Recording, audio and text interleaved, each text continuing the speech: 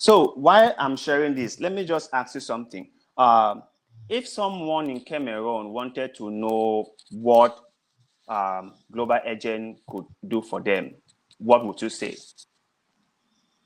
Well, like I told, like I've been saying, Global Agent is a startup.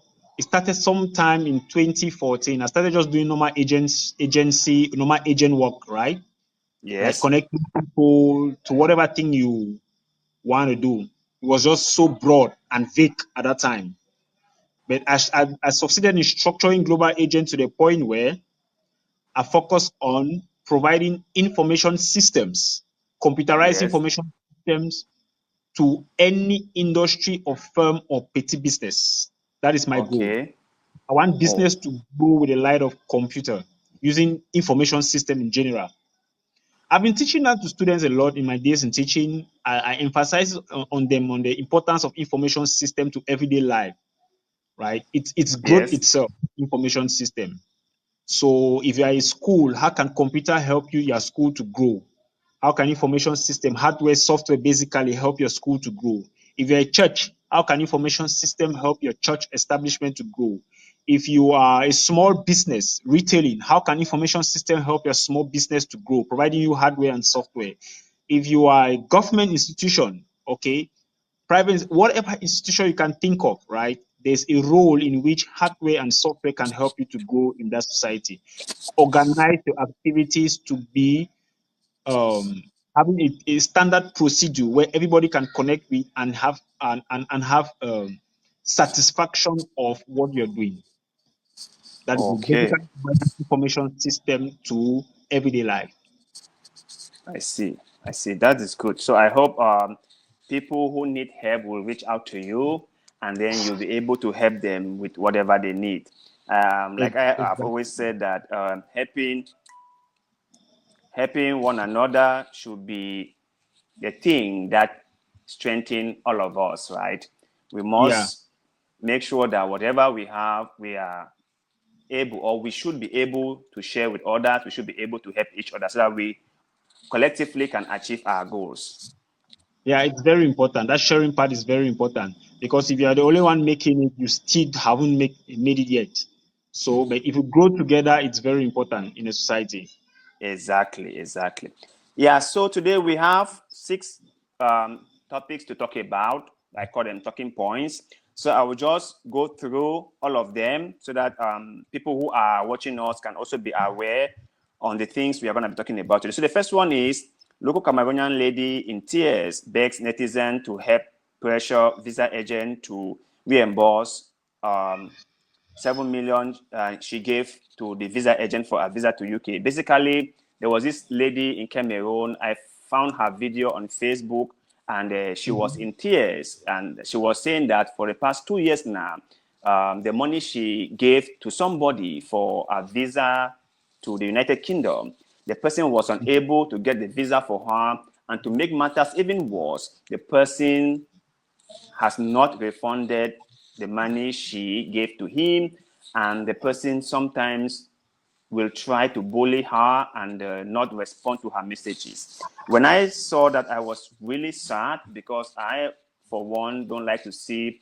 people, especially ladies, in tears, and I know how difficult things are in Cameroon. And for someone to be able to raise 7 million francs CFA and then give it to you after you promise them that you can get something done, and at the end of the day you were unable to get it done, then you cannot reimburse their money. That was really, to me, was heartbreaking, and I felt really bad about that. So I don't know.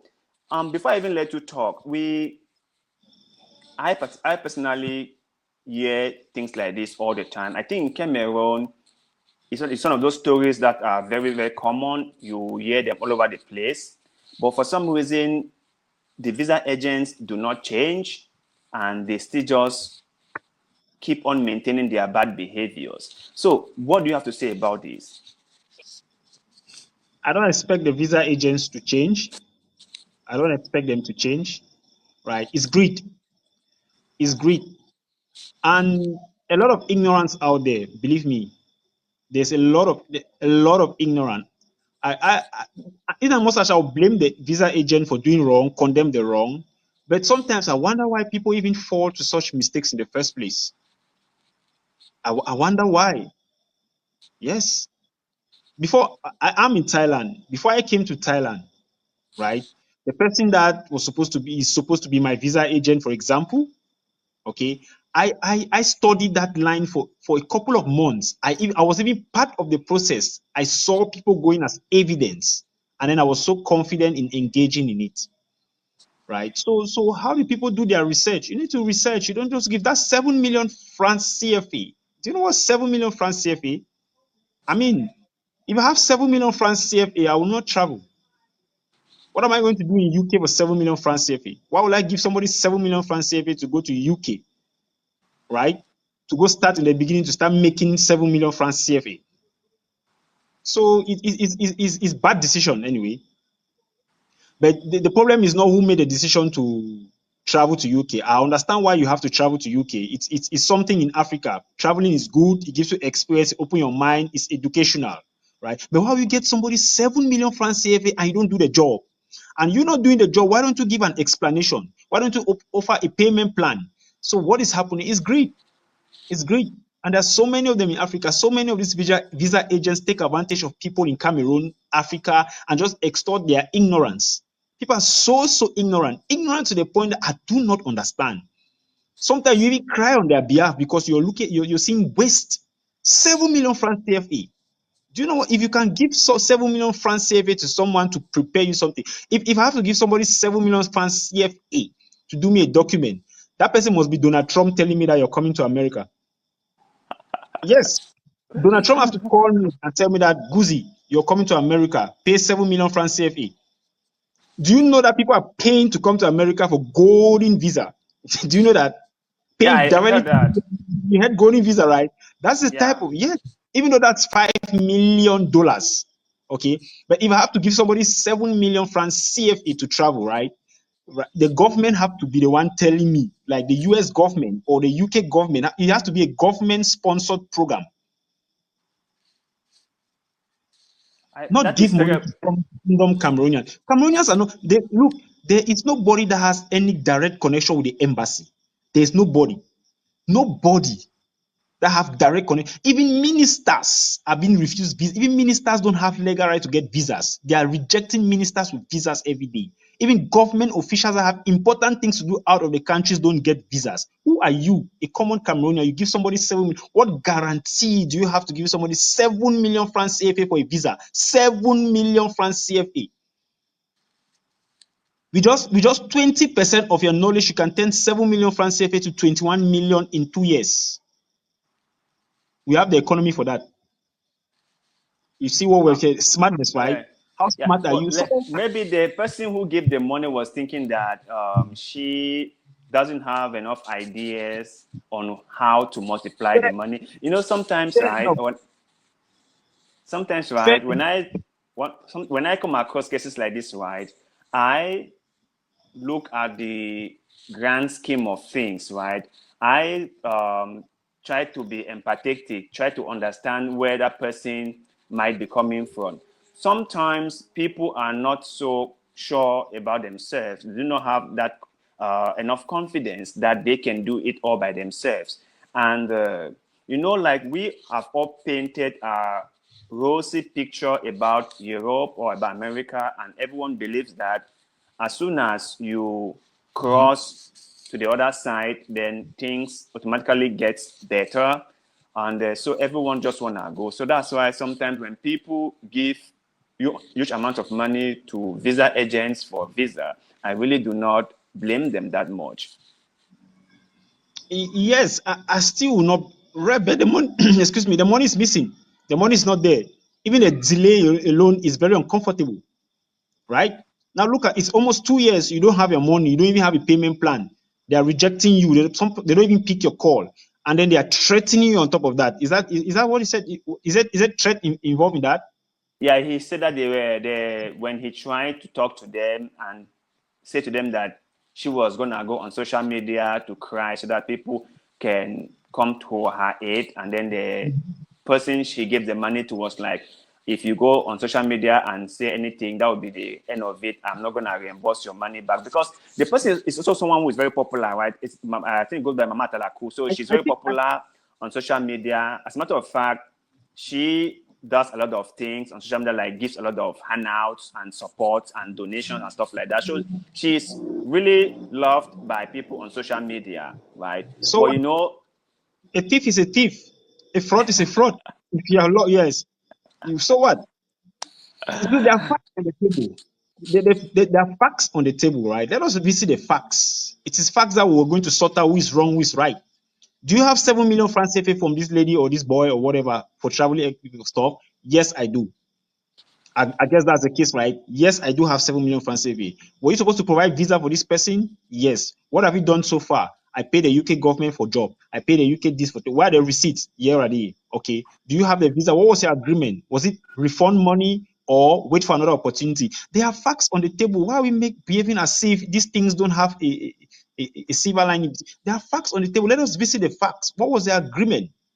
What was their agreement? Do we know that the agreement? Maybe they're just running their mouth on social media. What was the agreement? Was social media there when people had your agreement? No.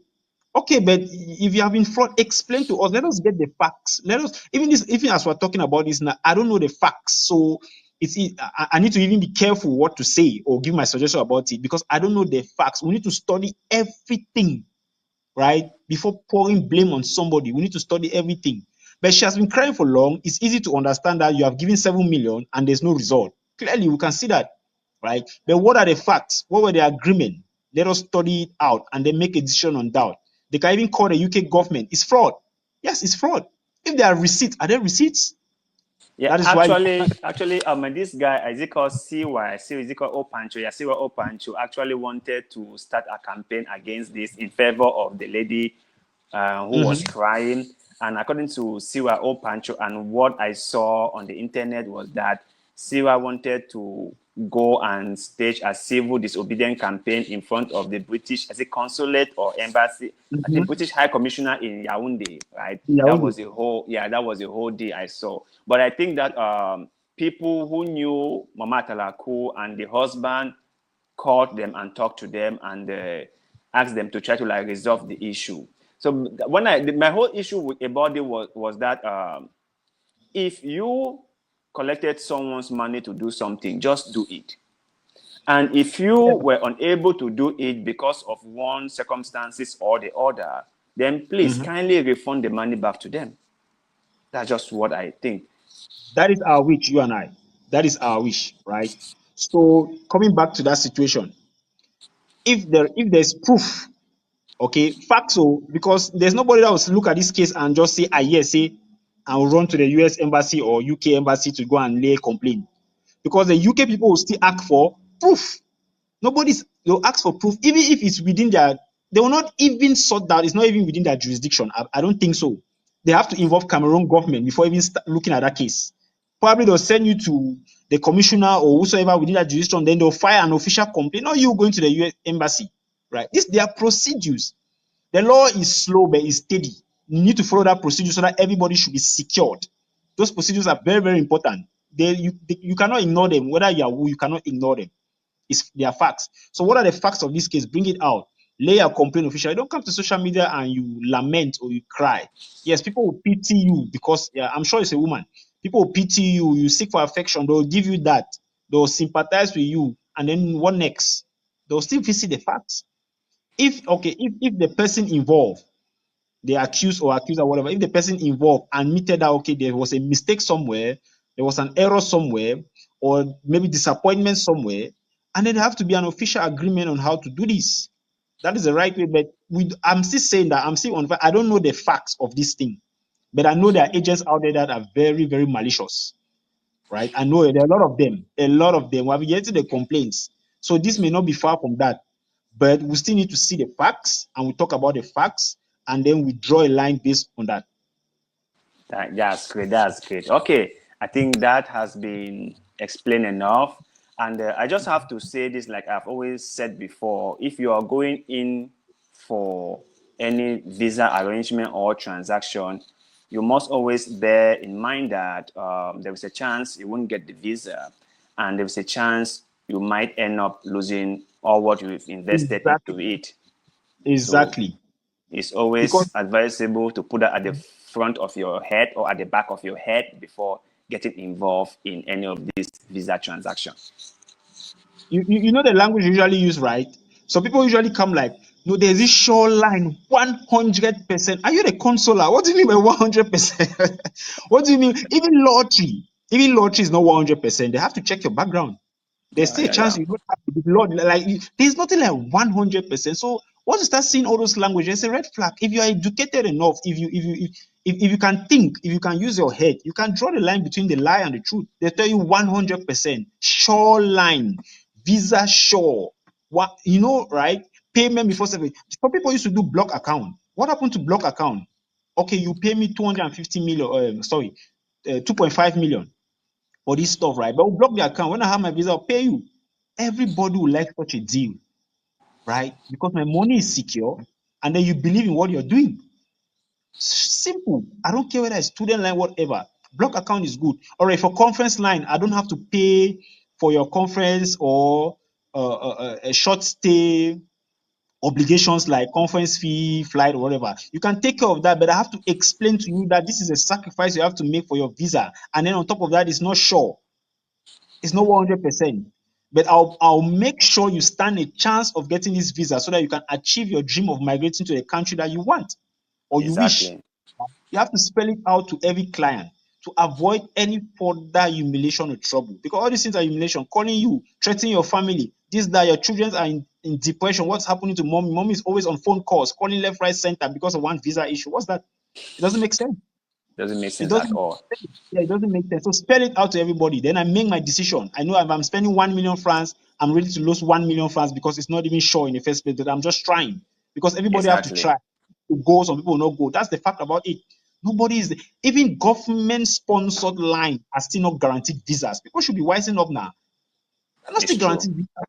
Government, no matter what, if they tell you that it's sure, no matter it's still not sure. It is the consular that is making decision on visas. That's for sure. Simple. That's true. That's true.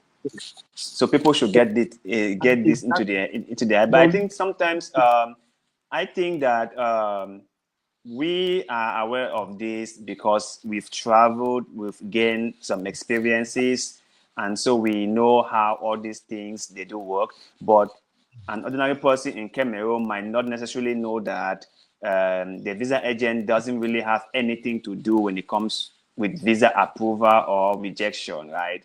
And there sure, is no such a thing as shoreline because everything is dependent on the consular officer, right? sure. Yeah, they might not know that. So, okay, There's that's no, enough. So, there's no shoreline. Yeah. yeah, let's move on to our second story for today.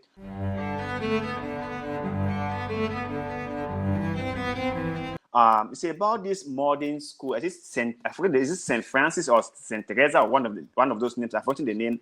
Actually, it's a very fancy school and it's just newly opened in Modica. Modica is Tico, right? The way going to Douala. And the school, from the photos I saw online, was like, wow, this is a great school. I wish I could be a student in this school. It looks very fancy. But then again, the thing that really got me thinking was the fees. According to what I saw, it is said that you have to pay between 3.5 million and above annually for just the fee alone. And I'm like, what? In Cameroon, if you're supposed to pay 3.5 million for just fee in a year, then there should be job market for it, isn't it? Like when I finish school, I should have a job waiting for me because if I have to pay 3 times 3, that is how many? 3, 7, 10.5 million for 3 years to get a BA. Then you must give me a job. This is no joke. Mr. Mr. Kelly, this is very funny. 3.5 million. That is huge. That is huge, right? But quality education needs you to spend. So the only issue now is that it's in Cameroon, it's in Modica. I like Modica. I've been to Modica. Yeah, a long time ago, I used to be instrumentalist. You know this band, right? I used to go play band, secondary schools in Modica. Yeah. So they used to assign our school to go play band in Mordecai. At that time, it was just the nice place, a family structure place, right? Everybody knows everybody. Small town, small suburb in around Tico there. Good, nice, like it. Such a school in Modica, I don't know, probably Modica is now too exposed. And I saw pictures of the school, very nice buildings, everything, nice infrastructure, everything is cool, it's nice. So what services? The problem is not the building.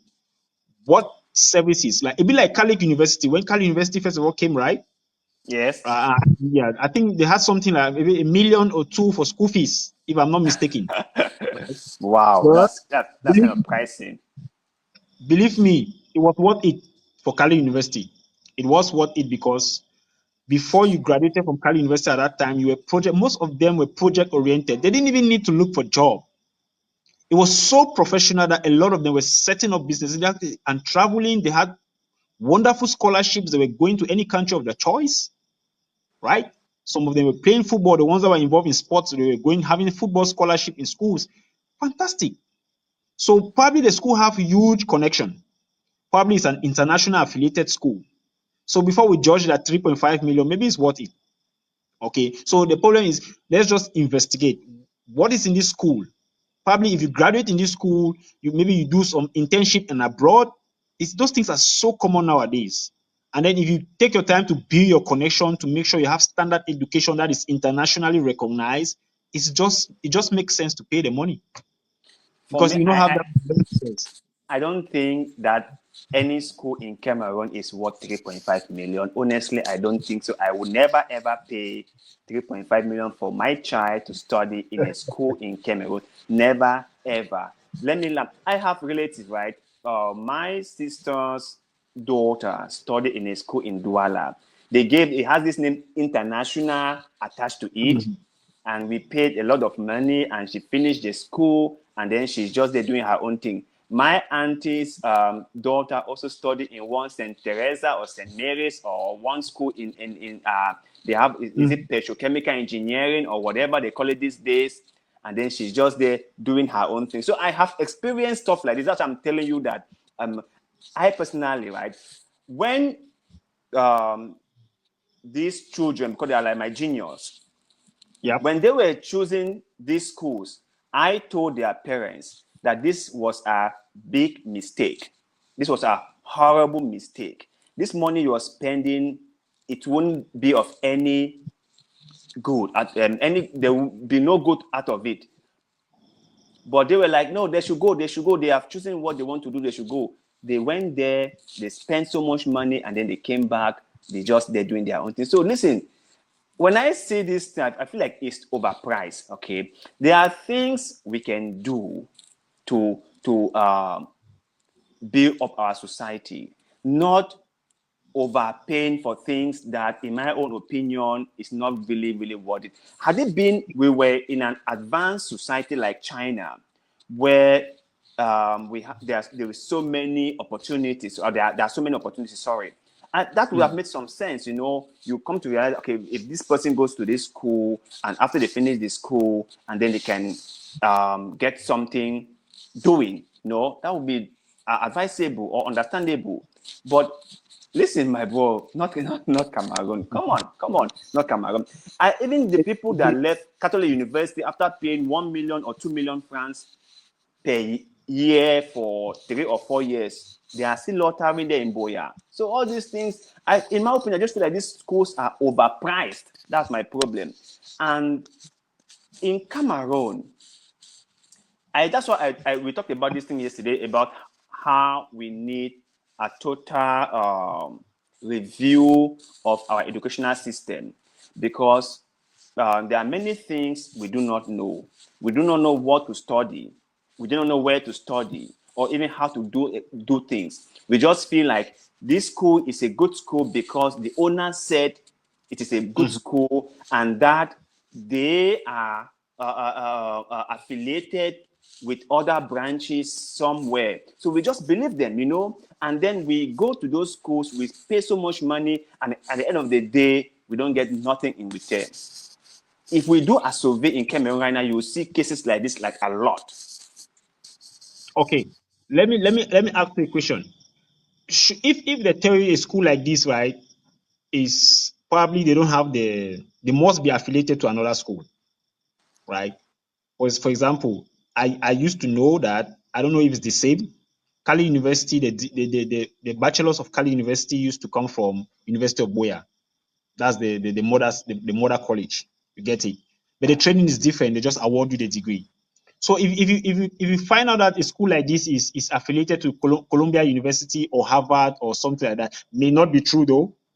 Okay, so but your degree come from, yeah, because there used to be a school in Cameroon, or still is St. Monica. They used to have their certificate or degree used to come from the standard St. Monica University from abroad. So they have a foreign international degree. So their school fees worth whatever they're paying, because it's like a study from the main St. Monica University. That was before anyway. So I'm saying now, what if they have some huge affiliate that probably it's a well-recognized university? Is it not worth 3.5 million for you to be paying for that? Because it's connection. Everything is just connection.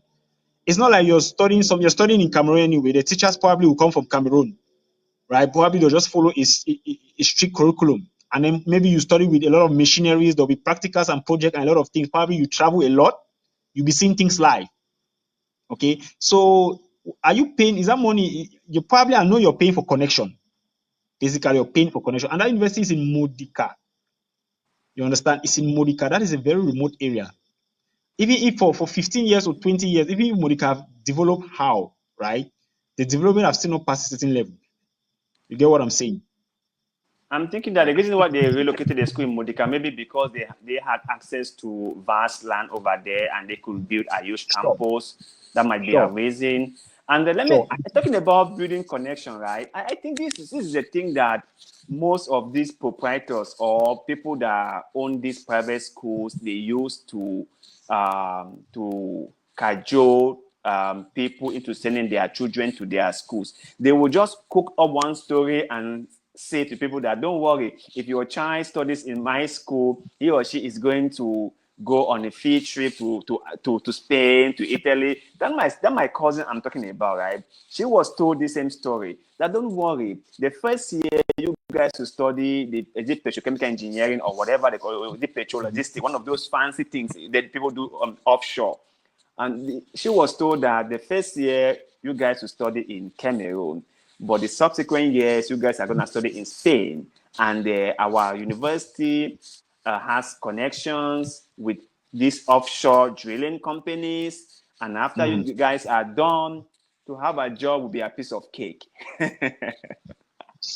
She spent 3 years in that university. She has a degree right now. She has a degree, but nothing came out of all those promises. Okay, nothing came out of those were just all those things were just like campaign and talk. They use it to promote their school. But honestly, bro, if you are supposed to spend that amount of money on someone's education in Cameroon, for me, I wouldn't, honestly.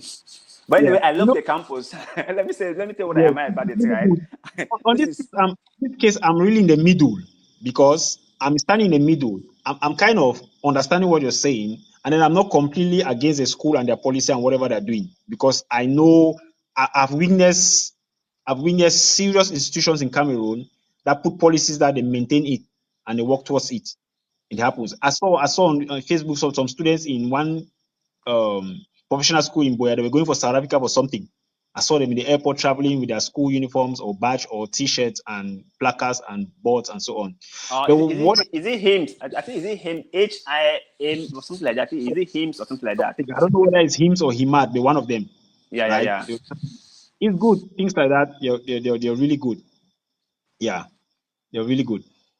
No, let me tell you what I love about their school. I saw their computers, I saw their labs, I saw their Exactly. amphitheaters, and this was what caught my imagination.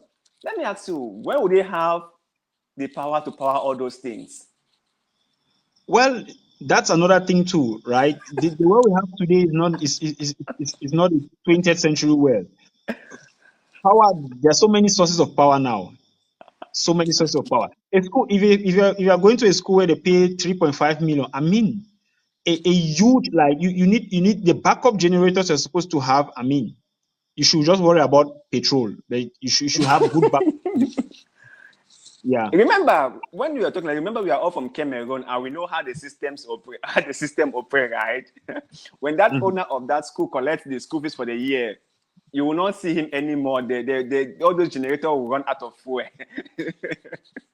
But that is the thing. We cannot keep operating like that. We must grow, right? Remember, I said yesterday or in our last episode, I keep telling you that our economy is not economy of people. We don't need people who depend anymore on this economy. I don't care what you're graduating on. If you're not thinking of creating something, right, we are having the wrong education. So That's whatever true. system is out there, we should be building people that can create. That can create. That is what Africa needs now. We need creation. We don't need dependent. I don't want to be employed. Believe me, as I'm standing here, I don't want to be employed. I prefer to make as little as possible, but doing my own thing. I don't want to go under somebody, start passing me instructions. I've passed that stage. Maybe some young people that are coming up, right, will start like that. But they should always have in their mind of creating their own things. That is the only way we build our economy. If we don't create, if we don't produce, we cannot build an economy. We should create and produce to a point where we should have abundance in our country where we should create an exporting line. Simple. We can export worker, we can export resources, we can outsource. Other countries will need it, right? I tell you, we have very good neighbors that are willing to buy anything from us. Anything. They'll buy anything from us if we just create the line. We have very needy neighbors in the form of Nigeria. So any educational system we have there, it should be building people that can create. We can create anything. I should be willing to do as simple as whatever. And then we should do it in the right and organizable way. Making money is organization, right? Making money is whatever you do, if you organize it where you make money. So whatever school is out there, whatever university, whether you pay 5 million, what the economy of Cameroon needs today is people who can create, right? In America, you can go and work. People have created a lot of things. They need people to work and maintain. That's why sometimes they accept immigrants because so they need people to just come and work in their farms. There's nobody to work in the farms, right? It's so advanced. They need people to work in the farms. They need people to work in construction. They need people to do some type of work. They can pay you. You can just sacrifice a 1 or 2 year and grab money and go. But our economy don't need people. We have a lot of people that can work. So we need people that can create to balance the people that need to work. So if you are not That's willing to true. create, so we need more creators. In technology, I will probably say we need more.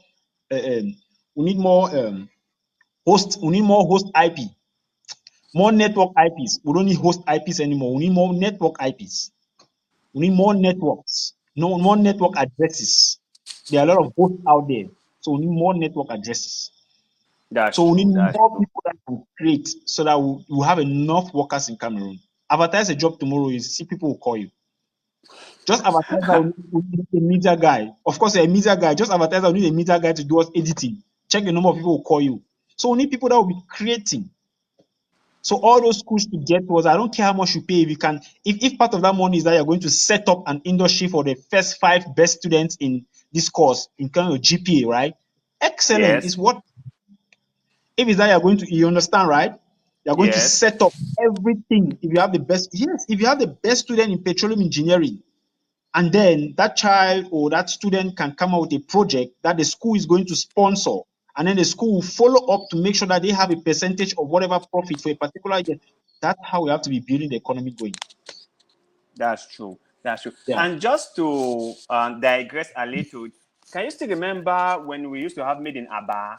Can you remember in those days when we used so many things made in Aba? When Nigeria was one of the biggest manufacturing hub in Central Africa. I mean, there Even was a lot now, of things. even now, they are still manufacturing things in Aba. It's not like that stop. It's not like that stop. It's a thing you mentioned the other day, right? Copying and pasting. Copying is another part of innovation. Because in our economy, we don't have to be innovating things that are already. What do you want to invent in Africa, right? That is it. Okay, ask yourself, why are they not flying? Why are they not flying vehicles there? Why don't you have flying vehicles? You think somebody don't have the knowledge to invent flying vehicles that will just bypass traffic? No, we don't need it in our economy now, right? We already have helicopters for that. Clearly enough, there are already airplanes. So why don't create confusion? So it's better for us to copy technology. We can copy technology. It's still part of innovation. So in Exactly. the world of Aba, we're copying. It's not like they were copying. When something just come up from America, they copy. It's not good though. That's stealing someone's in intellectual property or whatever. It's not good, right? But most of the times it's been ignored for Africa. Yes. Ignored for Africa. People don't pay attention because they don't see us economy viable to buy to afford the original. So they can just let go the whatever we have. And it was helping us. Made in China is helping Africa, right? So if we can copy, if you can mimic, if you can imitate, I don't see anything wrong in that. You can just imitate is to help our economy. Do it and save us. Do it and save us. That's great. Let me just reply to someone's message here.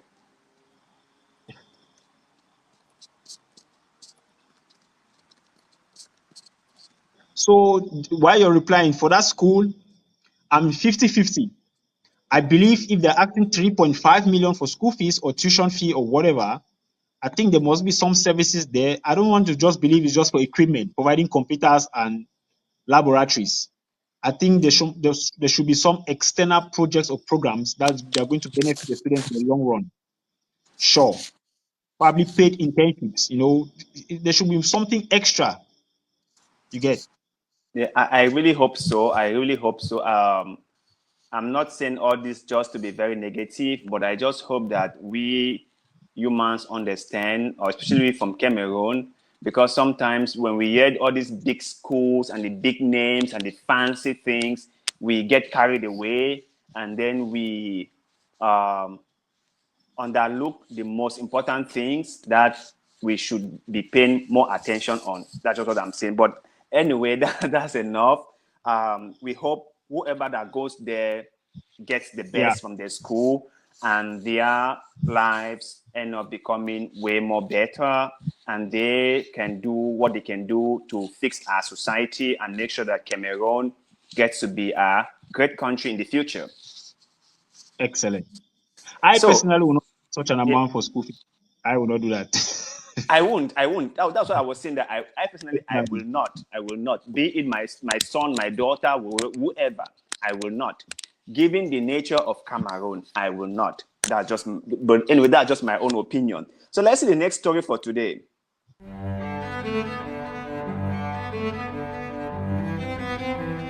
So the next one I want us to discuss about is this issue in Meme Division, that is in Kumba. I think that was the government delegate or maybe the SDO or the DO were closing down some churches. According to them, those churches were uh, operating illegally, and that those churches do not have the legal documents to operate. So they wanted them to, they had their door shut up. And my whole take on this was like, I think that churches or religious groups need to be regulated, or at least there should be some Yeah. guidelines in place that these groups have to follow, because I have seen firsthand what religion has done. And I know for sure that there are so many things that religion can do that if care is not taken, Yeah. people wouldn't get the best from it. But I don't know what you think about it. My own opinion about this is that it should be controlled. But what do you think? Okay. Well, about religion, I'm sure it's churches means it's Christian denomination, right? Yeah, the Christian churches, the Pentecostal churches. Rules and regulations, right? I think Jesus Christ made us that it's very important to. Jesus Christ came to fulfill the law in Christianity. He came to fulfill the law. He is the law. So that is just to tell us that we are supposed to. There's a law. Law is recognized. I understand, right? Law is recognized as long as it's not even sinful, but law is being recognized. So if there's a law, the government did not refuse people from opening churches, right? But there's a law. If you want to open a church, there's a law to follow to open a church, and there's a reason for that law, right? Law is just to protect citizens and some people to have their welfare, because it's not everybody that is a Christian. First of all, it's not everybody that is a Christian. right? And the government is responsible for Christian, Muslims, and all religion in the country. The government is responsible. The government checks of citizen. So the citizen don't have to be a Christian for the government to be responsible for you. You get it? So some of those laws are just to create order. And then if you're coming as a church, you are supposed to be the one to follow order first, right? You're supposed to be an example of order in the community. So when you are not following order, they do have the right to close you down. Sure. Why wouldn't they close you? You're not following the law. Follow the law, and then you get what I'm saying? Because even Jesus Christ supports the law. Because he is the law. That's true. That's true. Right. And Okay. there was this argument that I saw online about religion, right? The argument was that some preachers nowadays do not know anything about theology. Like they didn't go to any school to study about theology or philosophy or whatever religious people study to become preachers. That some of them will just be in a church, and then after a couple of years, they are opening their own church and they are becoming pastors. And the whole argument was that if you want to be a teacher, there's a form of education for you to undertake. If you want to Yeah. be a doctor, you need to have some kind of education. Even carpenters, some of them need to have some kind of formal or informal education, right? Yeah. But when it comes to pastoring, how come some preachers will not accept the fact that they need to go to a school to learn how to pastor people? Because a pastor influences society. They have so many people under their control. And if Good. they are teaching them the wrong things, this huge number of people or these people will be led to a negative direction or led the wrong way.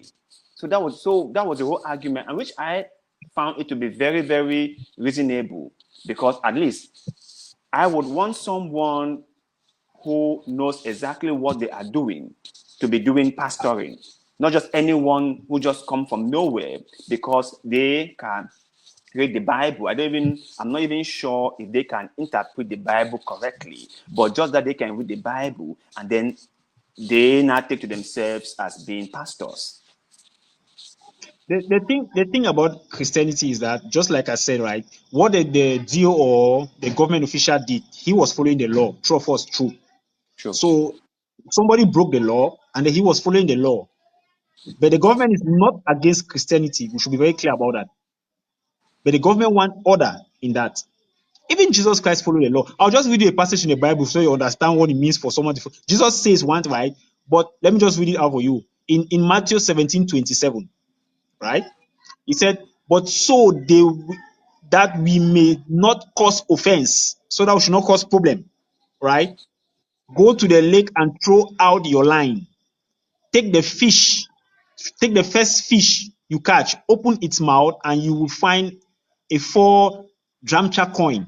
Take it and give it to them for my tax and yours. So he really went as far as paying tax. Are you understanding? I don't think churches in Cameroon pay tax. Churches in Cameroon don't even pay tax. They don't They pay don't. tax. Yeah. They don't pay tax, right? So the Yes. bottom line is you have to follow the law.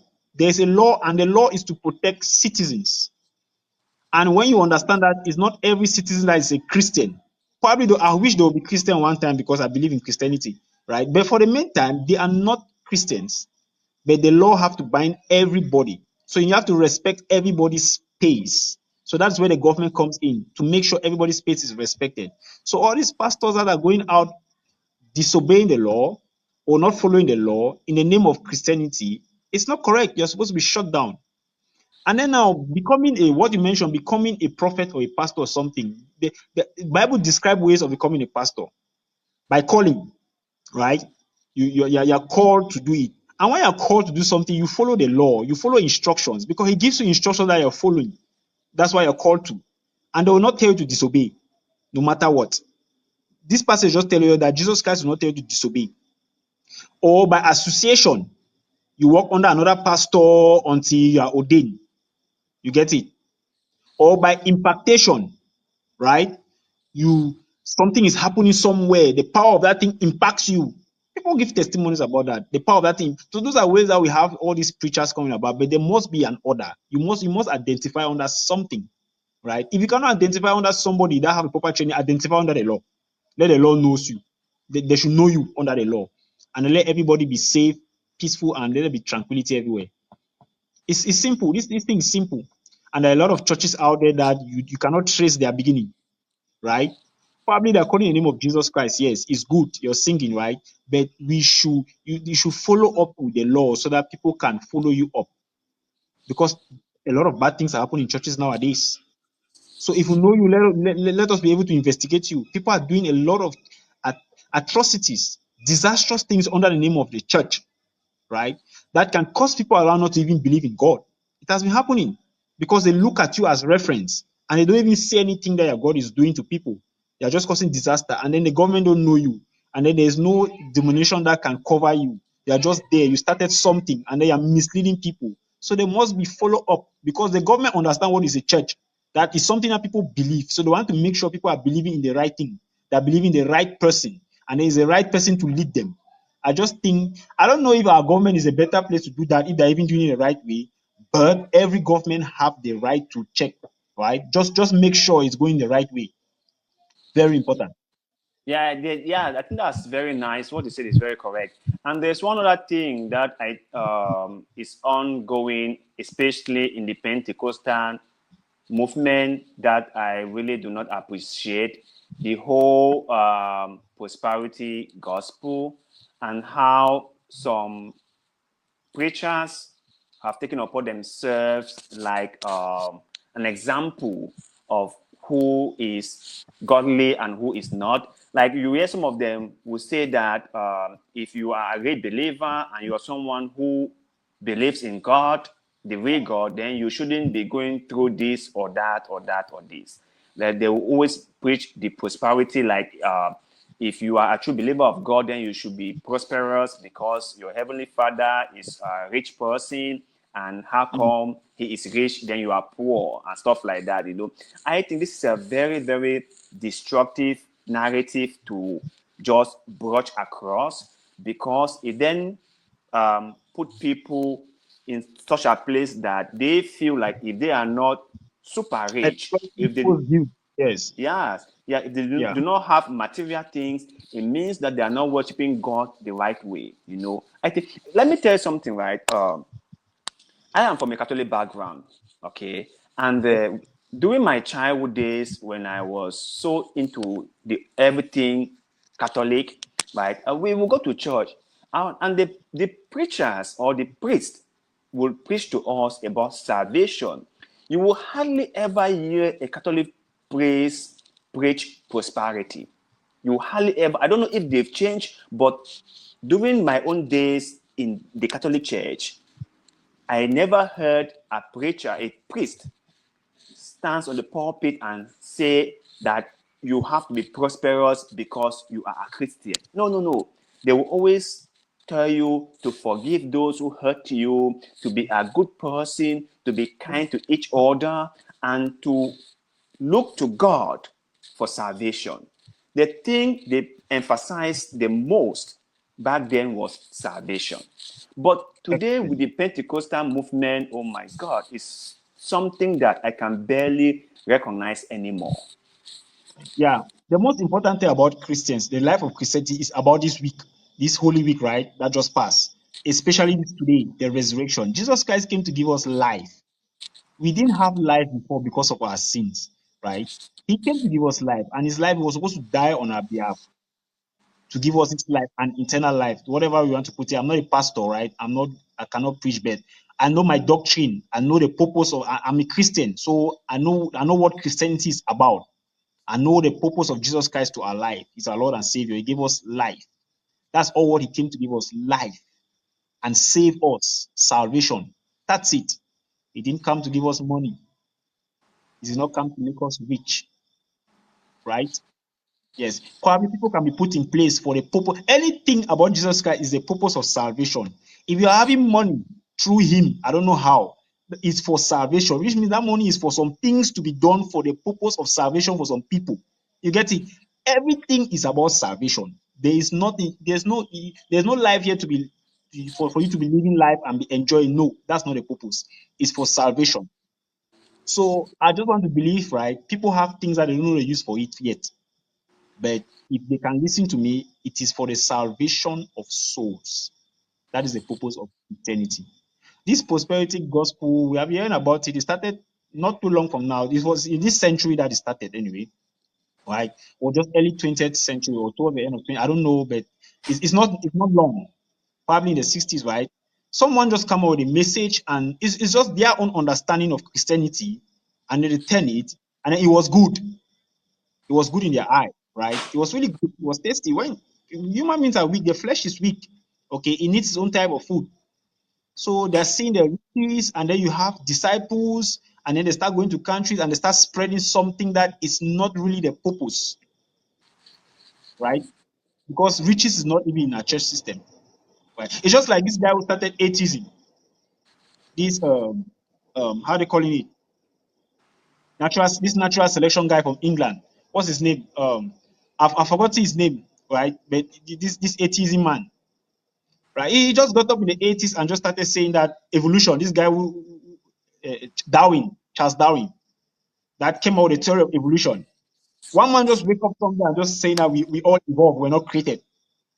And then he's having followers today that believe in him. Believe until we have so all types of debate between Christianity. He just got up one day and said we all evolve. He studied things and said that no, yes, that everything came from evolution, from single cell mechanism or double cell mechanism. I don't know the science term for that. And then people are believing him today. He has followers. People strongly believe that we were not created.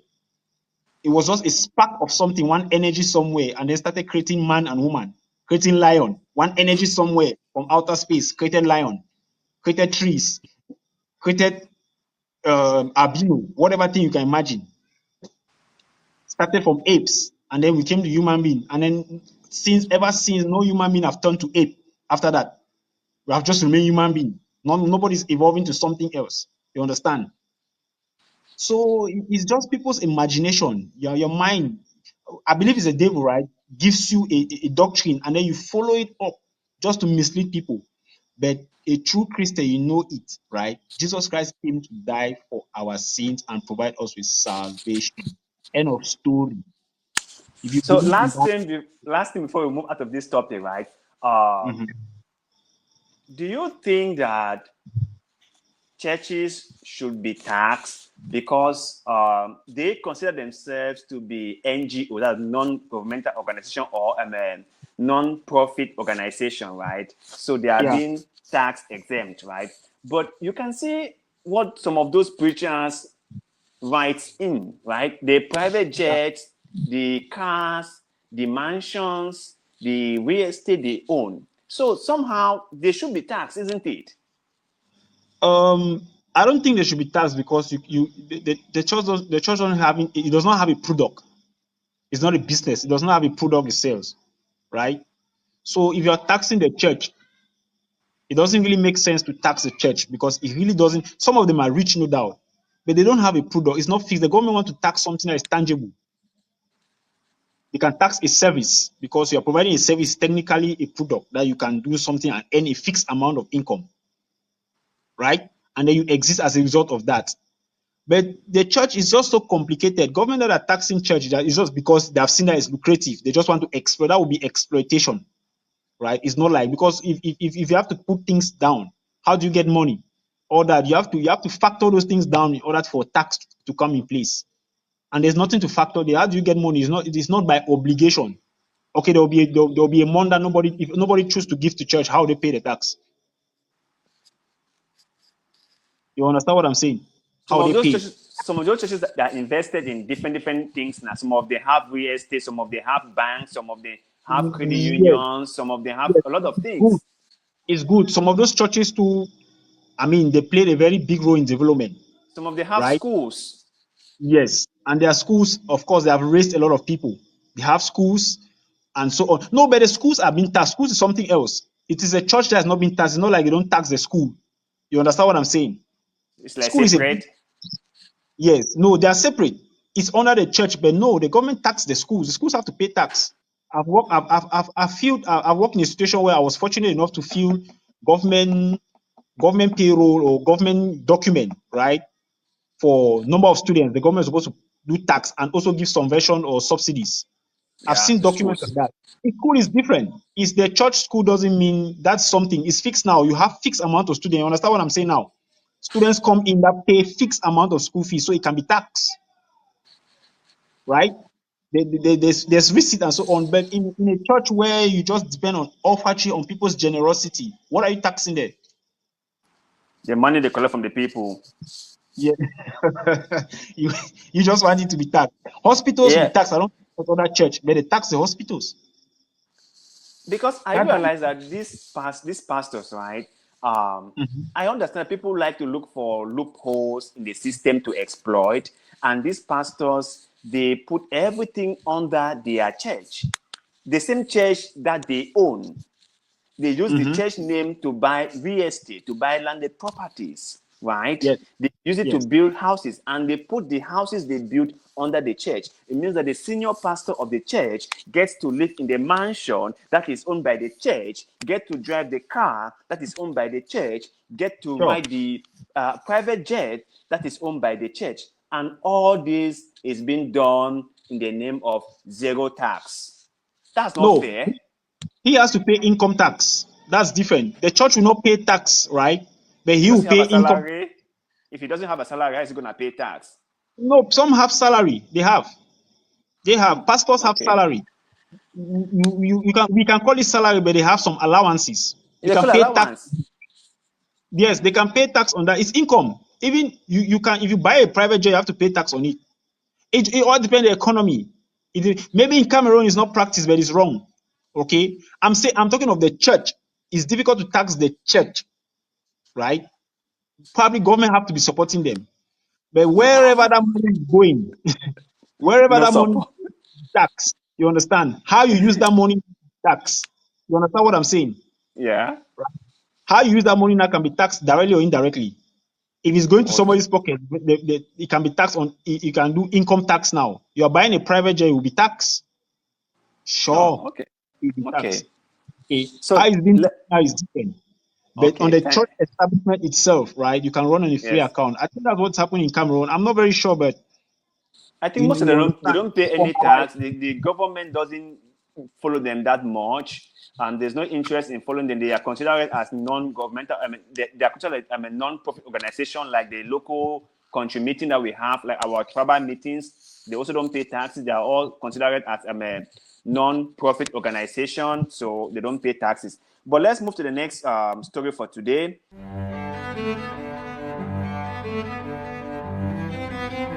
Our next story is about traveling abroad, because this has been like the new normal in Africa and in Cameroon in particular.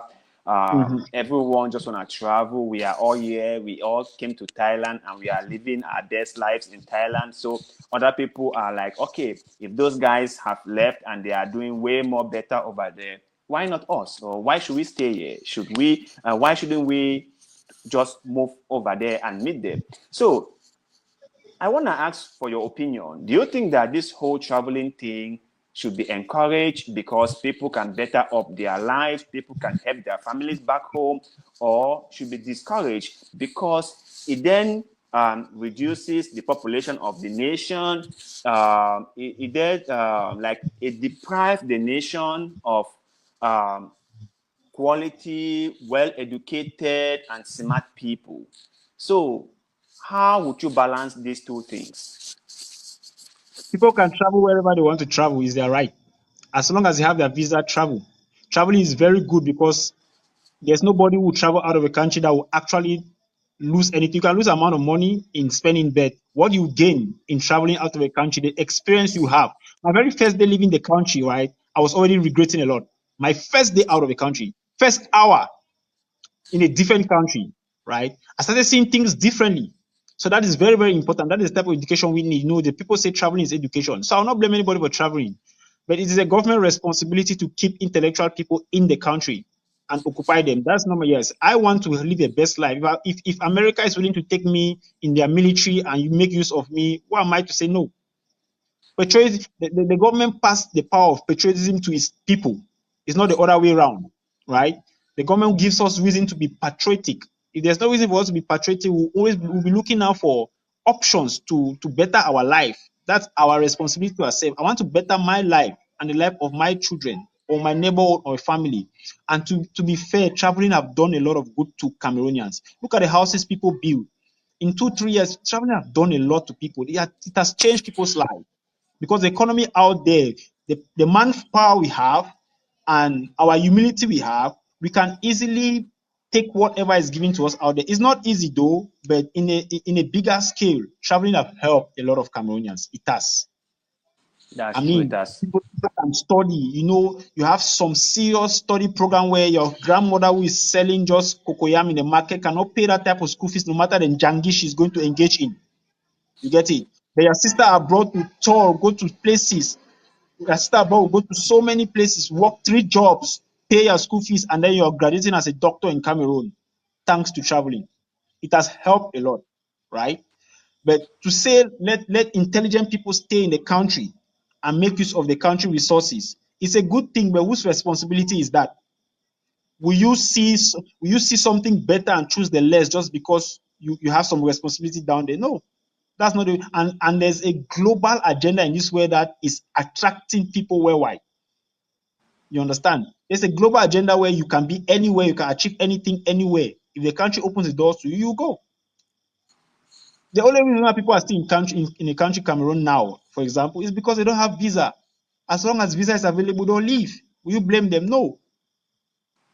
But how do you live? Are you living to better your life? Is what you're going to do, you're sure about it? Are you getting in the hands of scammers that will take your money and frustrate you?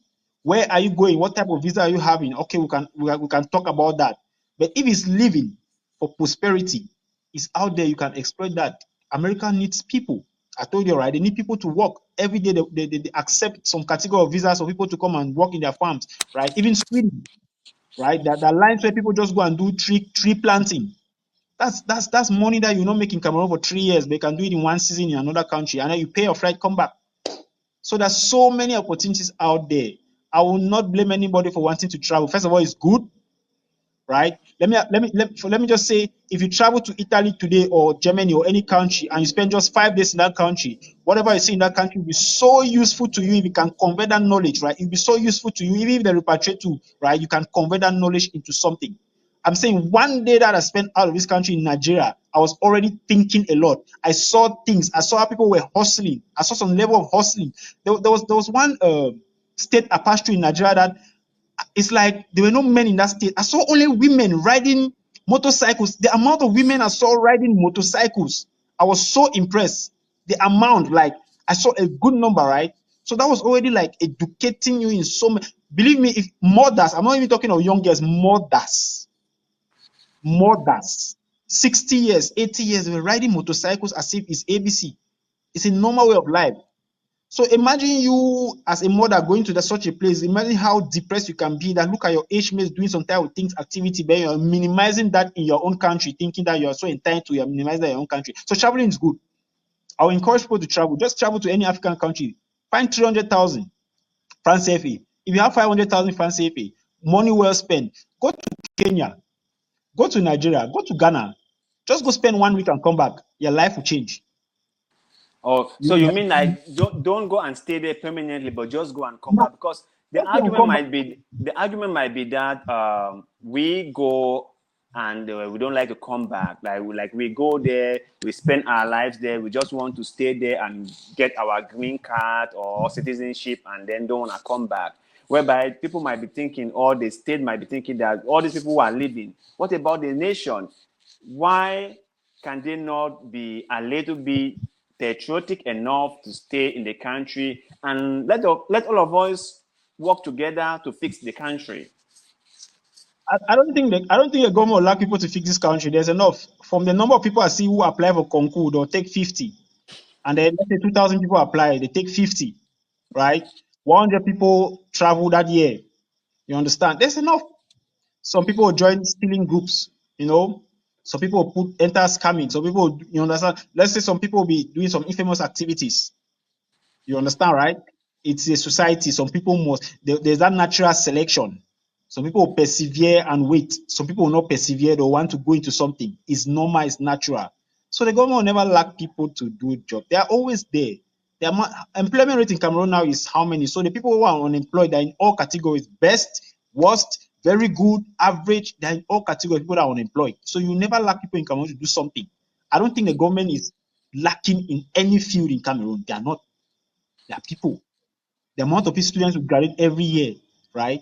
So the few people that are, it's the few people that are traveling out of the country, right?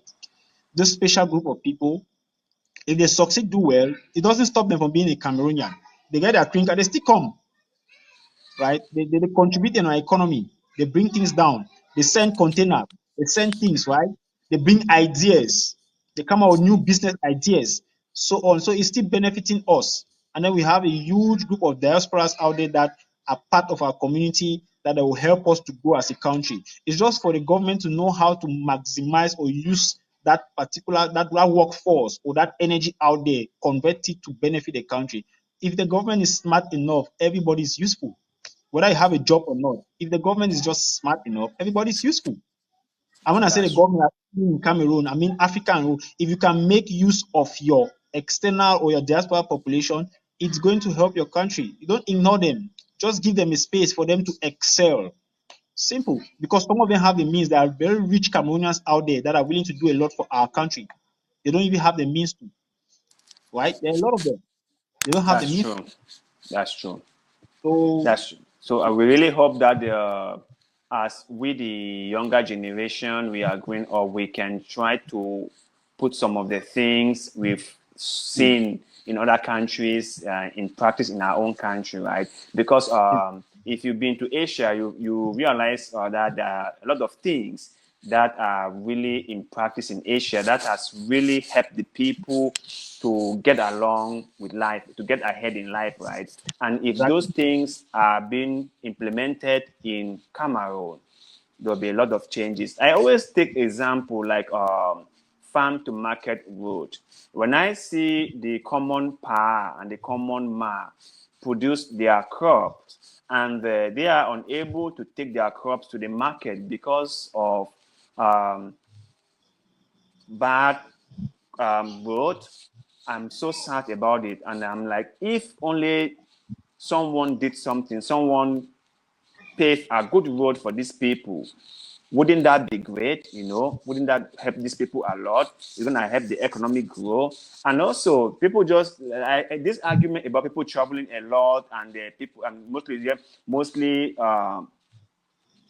rich people in Africa will say that it's brain drain to the economy, to the country, and so on and so forth. If I had to say something, I would say that no one likes to put themselves in uncomfortable situation, right? Had it been that our own home country was comfortable enough, like there were opportunities for all of us to thrive, most people wouldn't travel, right? Most people wouldn't go anywhere. They will stay back home and they will do what they want, what they can do to survive in their home country. The reason Yeah. that most people travel, not all, but most travel, is because they are looking for a way out of their situation. And they feel like, well, if if we travel and go over there, we might be in a position to better up our own lives, and which they've done just that. So I think the government must do more. They must do a lot to attract people to stay in the country. So I think they really have to do a lot. But as of now, the government is really lacking in their responsibility. Like we said yesterday, right? If we want to check lacking, if we have to trace the cause of things, we'll go right to Adam and Eve. So that is just for me, that is just waste of time. Let us see what we can do to better our lives and realize that we don't even need anybody. And then if we need somebody, let us strike a deal. That is my philosophy. I hate complaining. I'm always like solution oriented. And and I don't think it's the government that have solution for everything in a country. right? I think we have been brainwashed to depend on the government. Yes, in some policies we need help and so on, right? But I think we can still be comfortable without a government. Or we just have to put things down. I have friends who go to China to buy, who bring class A product down. They just have to pay their tax and they enter with their product and they still sell and make profit. Yes, if the government can lighten things a little bit, but it's not stopping our economy from going. It will be our own level. We'll operate in the level which our government have kept us, but we'll still be prosperous if we want to. That's what I believe. But at the moment, we don't want to. At the moment, we are lazy. At the moment, we don't want to engage. At the moment, we don't want to think. At the moment, we don't want to copy and paste. As we don't even need to think much. Copying and pasting is allowed. It's allowed. There's TikTok, there's Facebook, there's social media. I see a lot of things out there. People bring a lot of content. You can steal ideas. You can act. Shipping is Amazon can ship. Amazon ship worldwide. Believe me. You can organize this. So there are a lot of things we can do to improve this economy, right? I always don't like to put government there because we are not changing it now. It's not changing today. No matter how it's not changing today. We already know how our government operates. Is that thing is not changing today, right? So it is not That's changing true. today. Yes. So let us think of a way to progress without actually depending that much. And they will like it. Believe me, the government will even like it. That's what the government even want from us. That our hands are tied. Can these people just move on? Can people just do something and let us be proud of you? I think so. That's And true. I don't have anything to lose on that. I'm putting my job down, and I'm progressing. So on that, that's it. So traveling abroad, right, is something I will encourage everybody. Yeah, abroad must not be America. If you can afford America, excellent. If you can afford Canada, excellent. The visa is sure good. If you can afford Europe, fine, right? If you can go even to small countries like Kenya, countries around us, there's a lot to learn. Just see, just change our style. Let's just change our style. See how other countries are doing it. What I will not encourage is for educated people resign on your job just to go pass in Mediterranean Sea that you're falling with. That's too risky, man. It's not that bad. That's too risky. Risking your life for some. I mean, we are bigger than that. That you're just claiming to be a refugee. I will not encourage that. To be very fair, I will not encourage me that. I cannot do Oh, it. I will encourage somebody doing it. If yeah, you want to that's do it, that's fine. that's really risky, I right? will not, yes, finally, there are so many means of traveling. Think out of the box. They are giving visas every day. No matter how tough an immigration policy is, they'll still give visas, right? That's why they have the embassy. They'll give visas. So think out of the box. People can still do their things themselves. I don't know why they even depend on all these docky people. Just think. You can do your thing. You can travel on your own. You can sponsor your program and you travel. You don't have to be giving 7 million to people, 8 million to people, people taking your money, whatever. Create your connection yourself. Right? There are people who have applied for 1,000 jobs, 300 jobs, right, to have one for Canada. You understand what I'm saying? They Yes, sent yes. hundreds and hundreds of applications. If they don't tell you, you will not believe. But that's the sacrifice it takes sometimes. Application, application, application. You apply every day. You put a target. I'll apply for 5 jobs every day. I build my CV to meet the standard. Apply for 10 jobs every day. If they are willing to employ you from Cameroon, I doubt anyway. I doubt anyway, but just keep trying. No, it's good to Yeah, keep because trying. You to keep trying. Yeah, nobody just sometimes, right, I think that maybe those people who might be asking for help from other people do not have all the information, and then again they have themselves to blame because they're supposed to go look for this information. But let us move on to the next one, next topic for today. Um,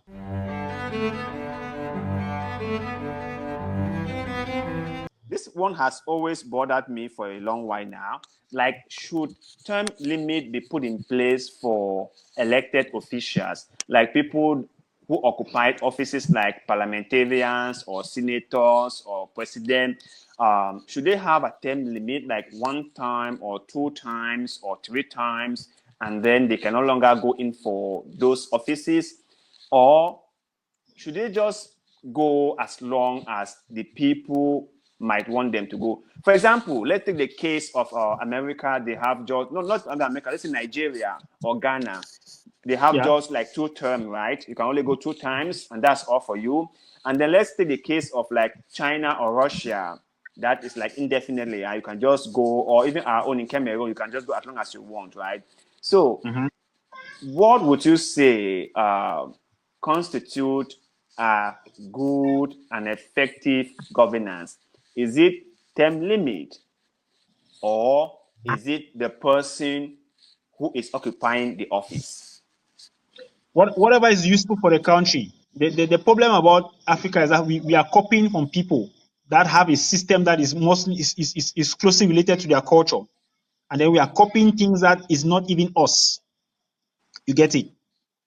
Democracy is not our thing, believe me. And democracy is not is not is not the solution to our problem. Or maybe the word democracy is being given a different meaning, but apply something else. You understand what I'm saying? Right? So, and that democracy calls for re-election all the time. It calls for change. It calls for, you understand, right? Yeah. A country like Russia, I think that is a post-communist system. It's not really a democratic, you know. China is not really democratic that way, but their system is working for their country. Is it Yeah, I not? think China is communist, and Russia, they have what they call election, like we have in Cameroon. They call it democracy, but we all know what it is. And then we have countries like Nigeria, that I cannot really say is democratic as per se, but at least the individuals do change. Okay. If the is for the country, what is the constitution okay to save the country? It's the constitution they follow, right? Yes, yes, So yes, it's the constitution. So if the country thinks the constitution is going to change the country from left to right or from right to left, and following that constitution will bring about a change, good, they follow it, and then they have their re-election or whatever. Provided they don't steal it, provided they don't steal the election, is fine. Which means the reason for democracy is because they want change. Democracy is all about change and progress. Change and progress, which means they want change, and they believe that a new idea after 8 years or a new idea after 10 years is good for the country, because in democracy is the majority. You understand? Imagine you having 54 votes and then you're the president. It means 40, that's how many? 46 people didn't want you, yes, right? 46% didn't want you. So it's, yes. it's just right for that, for us to test your loyalty again after maybe 7 or 5 years. You understand? To see if truly you have done what you wanted to do for the 54 people who wanted you, for the remaining of the country to actually test that if they are really satisfied, then they can go ahead with you. But just one term is enough, right? Other people need other ideas. Okay, let us get somebody to let us argue again and fight again to see if the other 46% can be represented. That's Yeah, democracy. that's Yeah. true. But So I that's it. personally, right, I personally think that sometimes this whole concept of democracy doesn't really make any difference to me. I think that what we need in Africa is not democracy, or in Cameroon is not democracy. What we Yeah. need is good leadership. We need someone who is patriotic enough.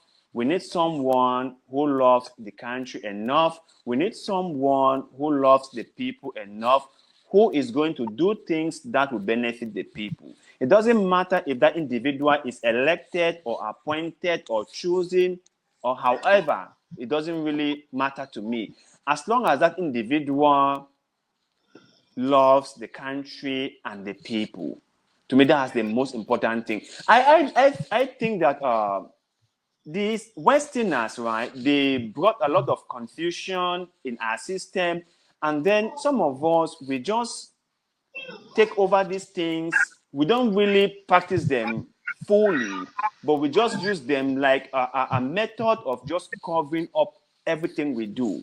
Okay, we will sing that we are practicing democracy, but if you really look beneath just the same democracy, you realize that what we are doing is it autocracy or authoritarianism or whatever, right? Dictatorship, right? And we don't even love our country because whatever we are doing isn't benefiting the country.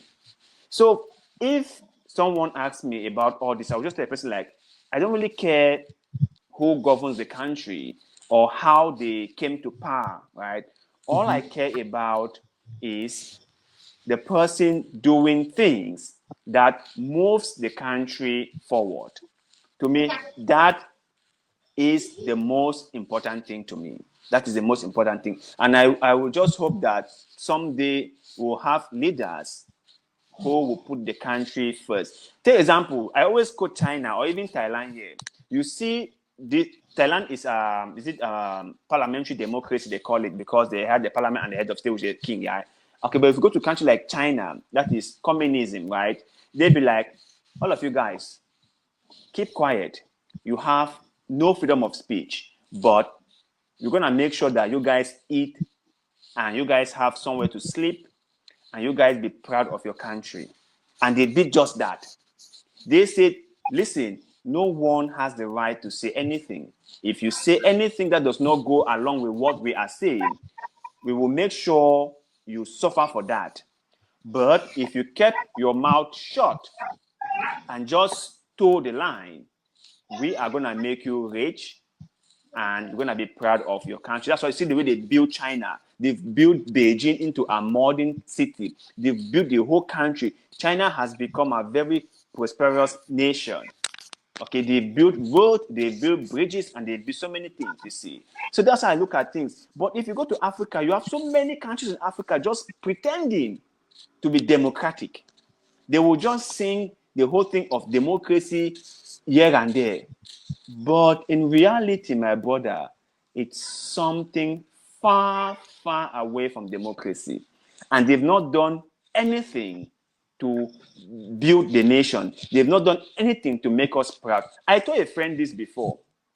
I don't care about the whole country, how it is, if only those in power build Yaoundé. If only they built Yaoundé. Let's forget about the southwest, the northwest, the central, the east, the north. Let's forget about all the 10 provinces. And let's just say, okay, build Yaoundé to be a city that I can be proud of. That when my friends come to Cameroon, I can say, let's go to Yaoundé. That is just all. That is just all. Or build us an airport in Yaoundé. I mean, a nice airport in Yaoundé like we have in Bangkok. Just do anything. And let us be proud of, you see. But nothing. That's why I always appreciate the guy in Burkina Faso, Ibrahim Traore, and what they are doing over there.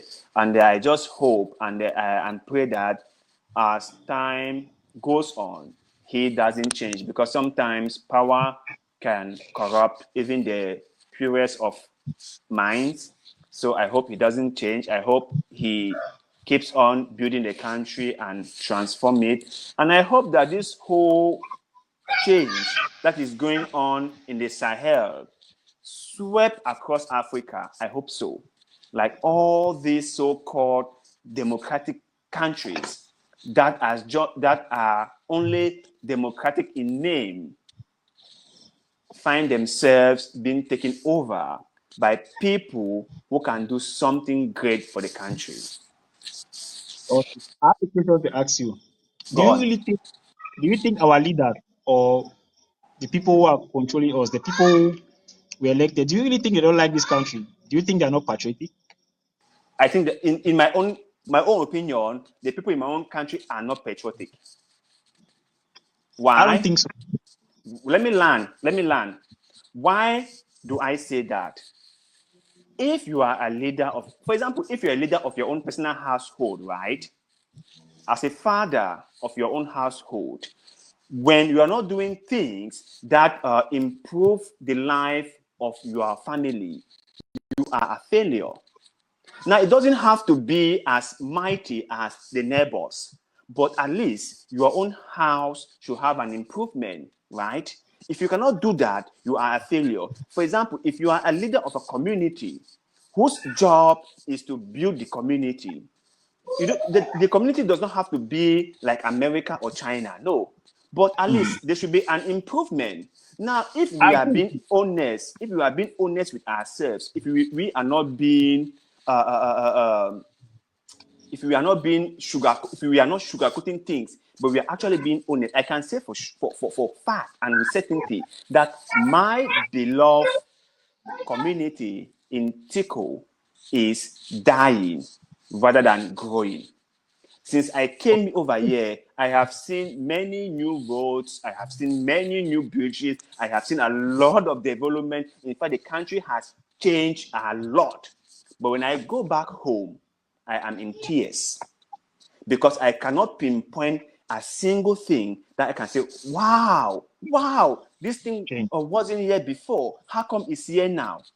I cannot. So I am in tears. And all this came about as a result of lack of patriotism. Because let's talk about one more thing before I give it to you. Let me just say one more thing before I give it to you.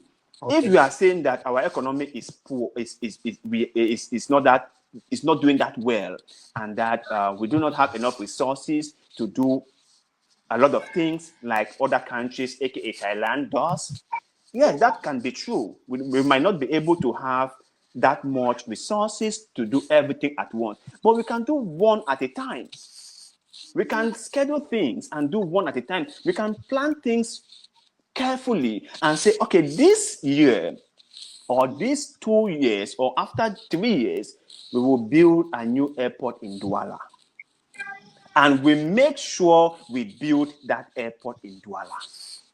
We will say, okay, after 4 years, we will make sure we pave our road, not just the face me, a face you road, but a modern road from Limbe to Edina or from Mutengene to Kumba.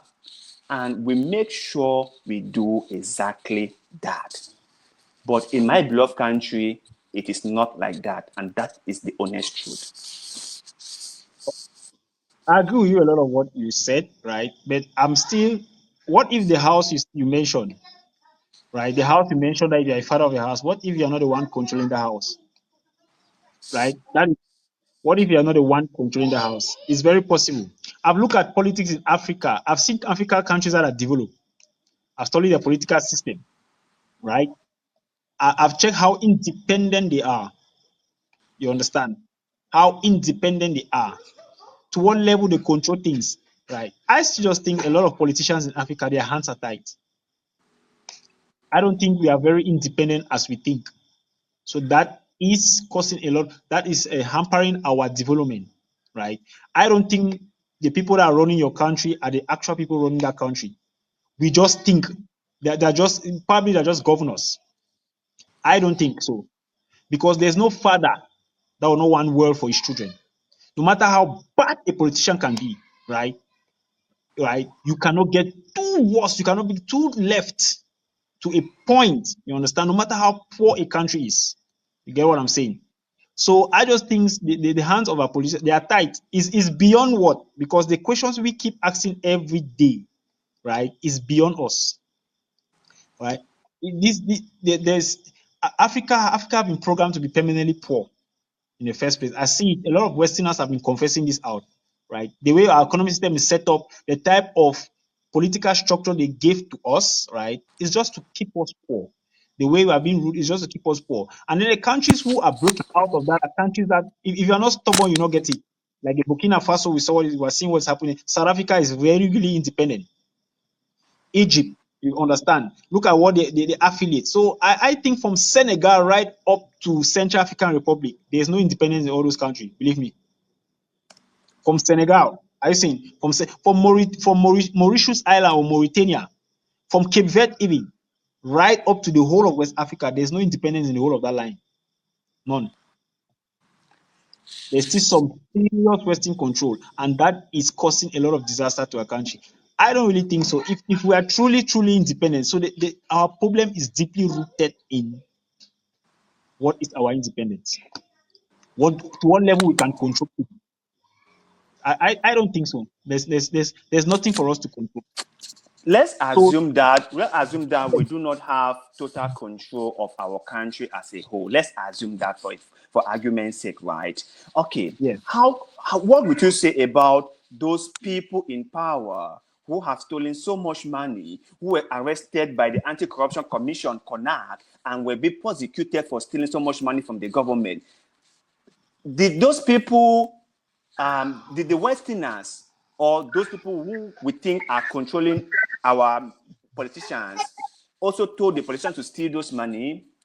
Were they being told into stealing money, into embezzling the funds that were supposed to be used to pave road? You see, when they were arrested and prosecuted in court in Yaoundé and being sent to Kondengi, we all heard it. We all heard the amount that were being mentioned that these people have stolen. So, brother man, to be all honest with you, right? These Yes. people are unpatriotic. Now, I understand that there is a lot of French influence in Cameroon. I understand that. But if we wanted to do things, there are small things we can do, and France wouldn't stop us from doing that. Let's say France stop us from doing every single thing. What about all the embezzlement? Did France tell us to go embezzling our own state money?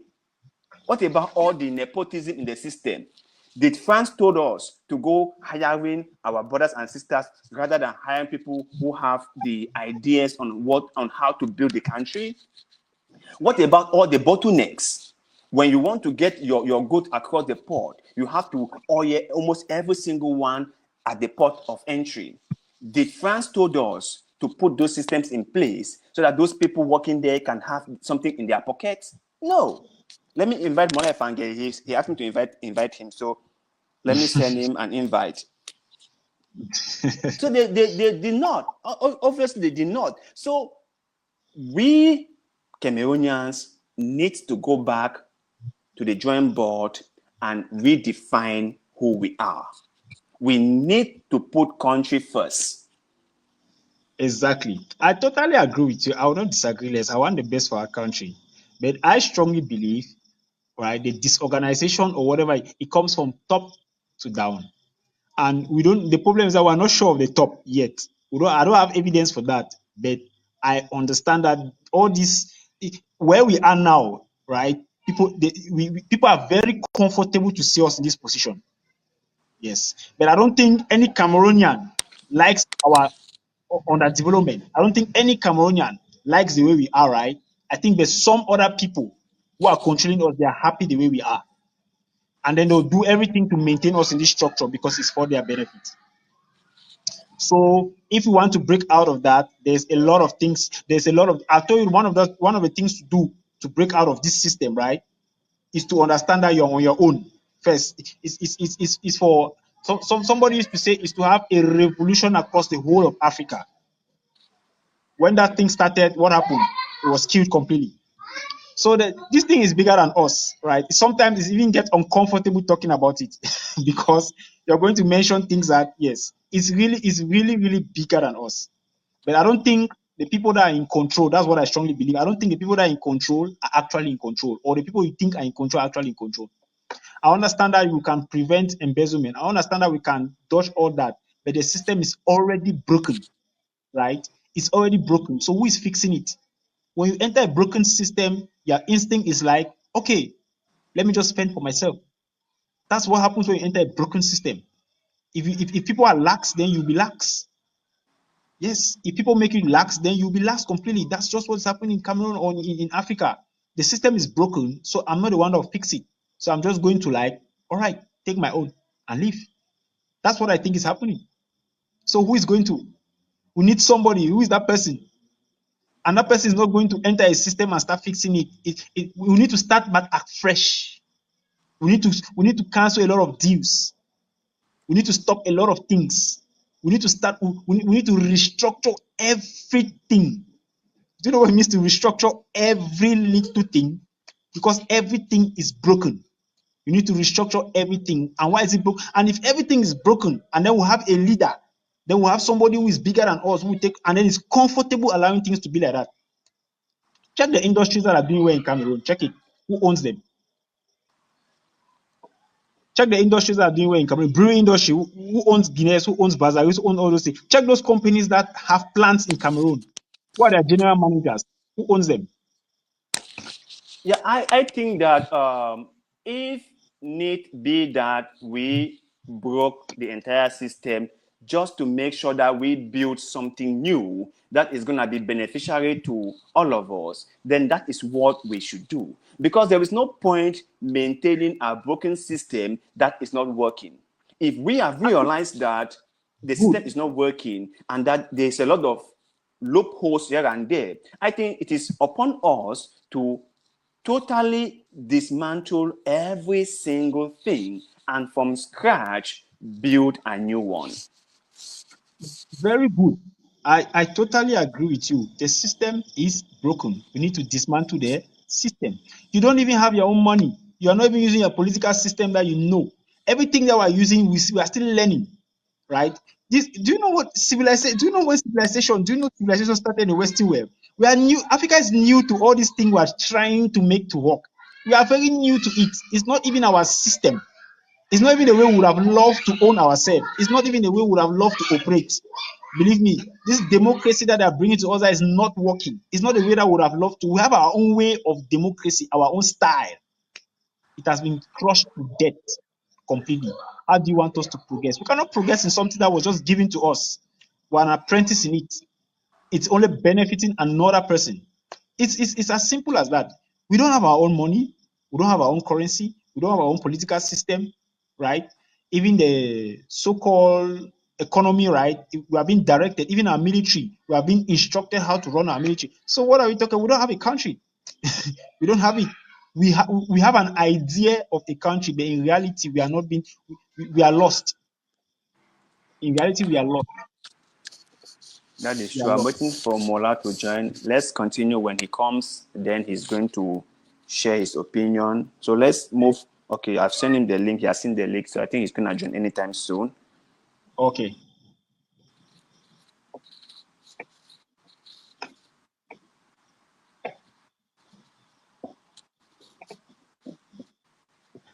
So I just go I on, go still on. always maintain, I encourage Cameroonians, right? Yes. Cameroonians, right? The world is a global world, right? Look beyond Yeah. what you see. Look beyond what you see. Okay, always look beyond what you see. Get not really economy. Build yourself, right? Look into yourself. Gain an interest. Build your interest before we realize we are contaminating each other with the good things. Okay, Mola is a let's greet Mola. Hello, Mola. Welcome to the show. We are glad to have you here. President yourself, you're welcome. Hello, boys. I say, let me patronize. Let me also come in and chip in to Yes, sir. boost the morale. That's really important. We are so glad to have you, You're and welcome. we believe in you. We know that you are someone who has a lot of insight in issues like this. And like we were talking yesterday about the Confess, and that it was an exceptional thought that you put together, and then you guys did something that could only be best described as magnificent. So we appreciate you guys Oh, it's a so team much. effort. You know, if you see this thing that they say two drivers cannot drive a boat, I think that is a very different situation because in this case we had many drivers, and that's why the event was successful. It all depends on how well the drivers coordinate with each other. That's why even flying a plane, you need a pilot and a co-pilot, Yeah. and they have to Yeah. work together. And if they don't work together, we all know what's going to happen. Um, I want to also say you did a marvelous job on covering the event as well, Kelly. And you Thank God. know, just like you, we also improved as from last year. You know, because there were so many innovations, and you yourself, we saw a lot of improvement from what happened last year to this year, and the end result was just marvelous. You know, so I want to say congratulations on behalf of all the organizing committee. That was a job well done. Yes. Thank you, thank you, thank you, thank you, thank you. Indeed. So we were discussing about how we can best build our nation, Cameroon, and we all understand that it is a work in progress. Like nothing just comes out of nowhere. Everything needs to be planned out carefully, and there needs to be spoken time and time and again before it can actually get done. So we would like to get your own insight as to the whole situation that we all have found ourselves in Cameroon and the way forward.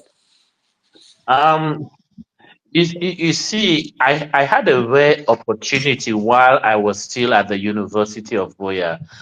During my last year, I had the rare opportunity to pick up a part-time job in the same University of Boya to lecture civics and ethics, which is one of the requirements before you would graduate from the University of Boya.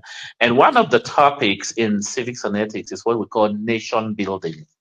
And for some reason, every year there would always be a question on nation building, and it will still give people a lot of headache, even after you've done so much revision times without number. Now, nation building, it's, if I remember going back to my days, one of the most important issues of nation building is patriotism. Um, you see, when we look at, for example, here in Bangkok, um, given the fact that I've also lived in the States, there are some functions that I attend where you find former US Marines, vet, and so on. And whenever they get into the room, you see everybody will stand up and say, "Thank you for your service." That's patriotism. You know that these people actually gave up something to protect the nation because they love the country. They were not doing it for the money, they were not doing it for the fame, but they were doing it for the love of the country. Now, with that in mind, um, back home, we have a system that is very technical. Now, I was listening, and there's one way I would describe this. Our hands are tied, but they are not tied. Somebody will tell you, my hands are tied. Actually, your hands are not tied, but you've already come with this preconception that your hands are tied. Because it's very, very simple. If you are a principal of a school, for example, um, it's up to you to admit a child without an envelope under the table. So you cannot tell me your hands are tied. Your hands are not tied. So even in terms of governance and the government and so on, people would always say, "Oh, that's how it works. That's how it works. My predecessor, that's what they did. I can't actually do more than my predecessor." Now, looking at it from that point of view, if I also had that mentality, we would not be having Anglo-Thai now, we will not be having Confess now. So that's why I say, even though they keep saying, because I'm not going to lie to you, if I had listened to other people who literally told me that, Prof, it's an impossibility to put Cameroonians under one roof in the name of culture. People will kill themselves, people will fight, people will do this. If I had listened to that, we would never have the. So when people keep saying my hands are tied, or I think it starts with, do you actually love the country? Because for me, I love the Cameroonian community here in Thailand. I'm patriotic about the community. That's why I go extra miles to make sure that something is done, or we have something that we're doing. So these people back home, I keep asking them this question, you know, do you actually love your country? Do you have love for your country? Look at where we find ourselves. We find ourselves in Thailand. Thais are very patriotic. They are very patriotic. And they are what they fall under the category that is called ethnocentric. Ethnocentric means you think your culture is above every other culture. Everything they will tell you that Thai culture first, Thai first. And because of that, me, myself, you can see, and Kelly, you can also testify to this. From when you came to Thailand and now, Thailand is not exactly the same. It has been evolving every single day, every single day, every single day.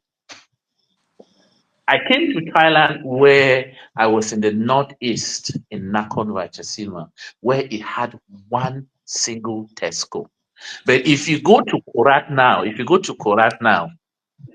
from information that is coming in, they are thinking of transferring the economic capital to Nakhon Ratchasima. That is nation building. They have vision for their country. You know, if you give a Thai person a project to execute, the first thing they'll start thinking is, if I don't execute this project properly, it will harm me because I may require the services of this same project that I want to poorly execute. So I will try my utmost best to execute it properly because I may benefit from it someday as well. That is patriotism. That is love for your country. The question is, those in power, how many of them can attest to that? They will keep telling you, I don't know. I don't actually know because there's nothing there to know. So when I look at it, it's it's it's something that is heartbroken, you know, and it's something that I find we have the will, we have that ability to affect that change, but we just don't want to. We just don't want to. It's like everybody is playing a partial role, while I'm here. Let me try to siphon the most I can get. Yeah. And then when my time is up, I disappear. You don't have that whole knowledge of, no, what is going to be my legacy? What would they remember me for? What would I try to do? You have some few people who are trying to instill some changes, and you see how they are being fought, from from this place to this place, from west to east. I remember when I was in Tico, when Richard Tafofombo was elected the Lord Mayor, and he had so much zeal and so much enthusiasm to develop Tico. He opted to tar that road for free, for free. They told him no. The government said no, give us the money to tar it. And we all know that's an impossibility. Some point in time, he started. I personally, back then, I was the president of Bakuri, student at the University of Boya. We went to his house.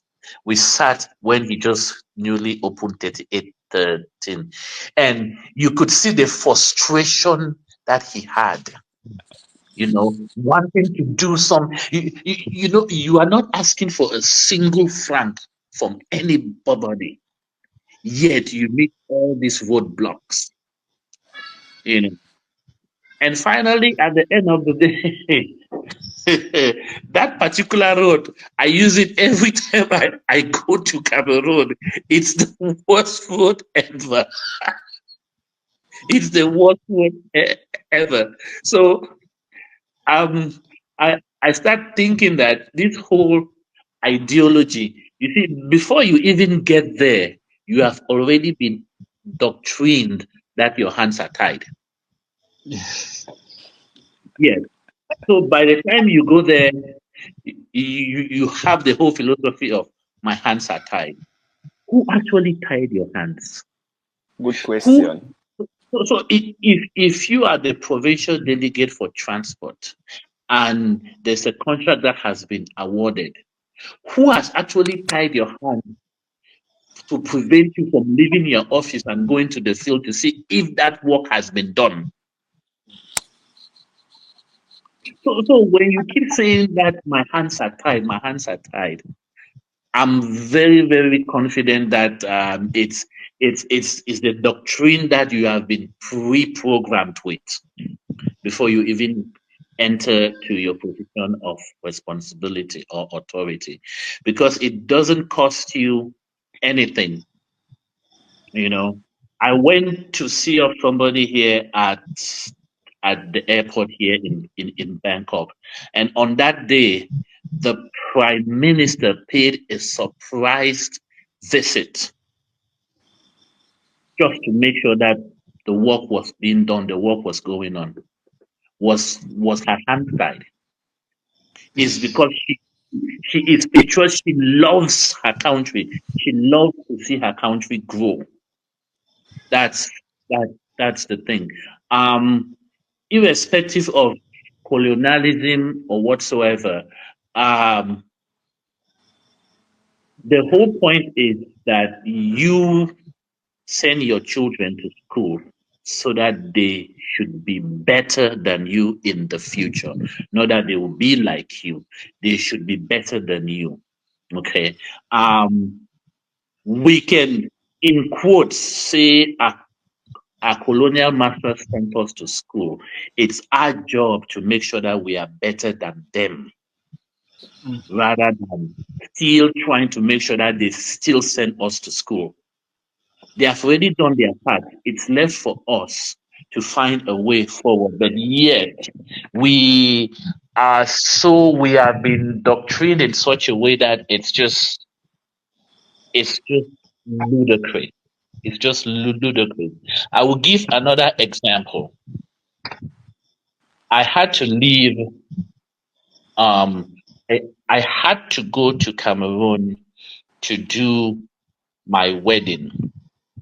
I was here in Thailand.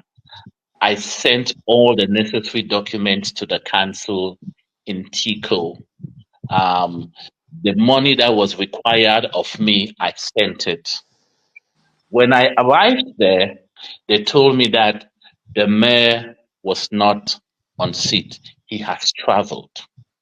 And my question is, this is the guy who signed my documents to preside over my wedding on this particular day, and he is traveling. When I went to see the deputy told me he knows nothing about that. He wasn't informed. He has nothing about that.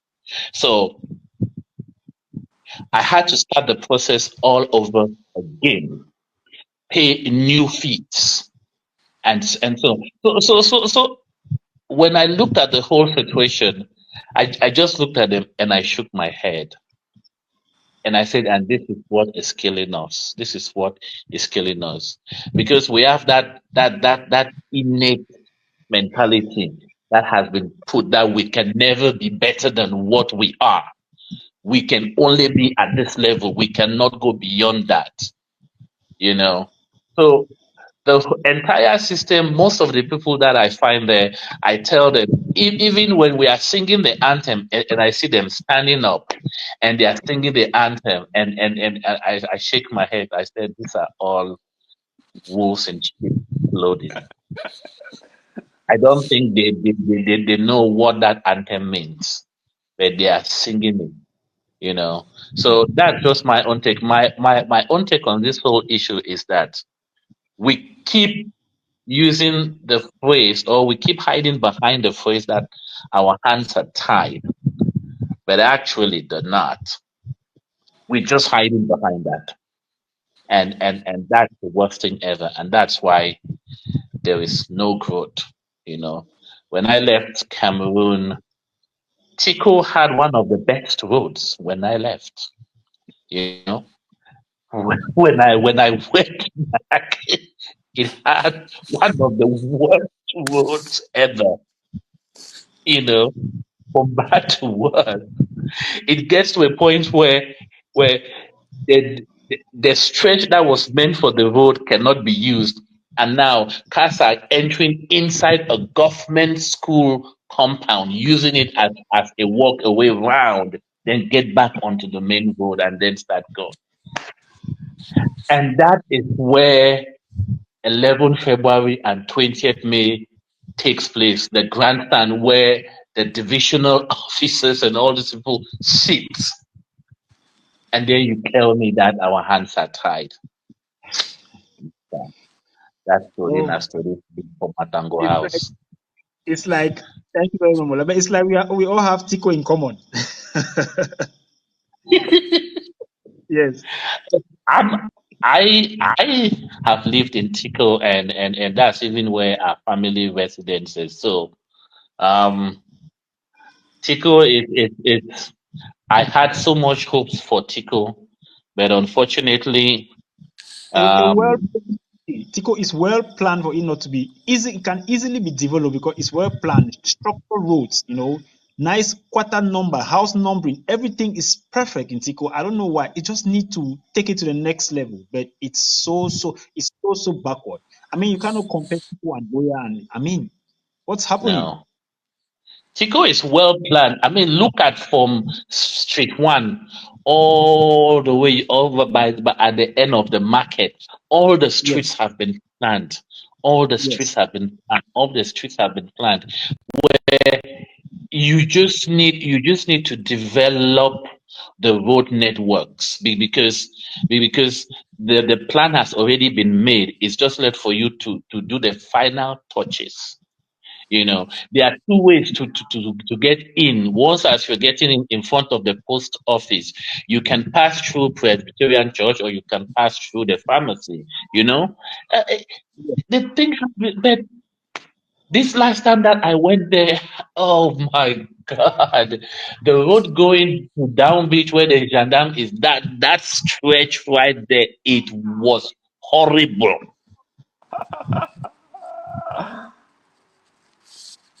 I finally gave up. I said I could not even drive in Tico. I went and parked the car and I prepared to walk because driving was an impossibility.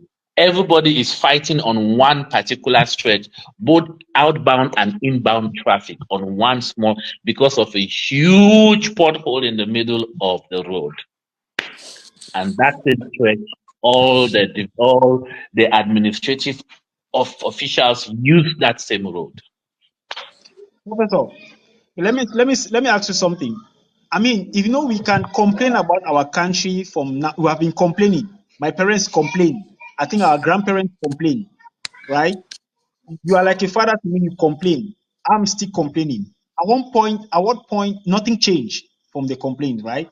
At one point, are we going to see like, okay, to hell with the complaint, let me put everything behind me. As a community, what can we do to save ourselves, right? As a community, this one now government out, mayor out.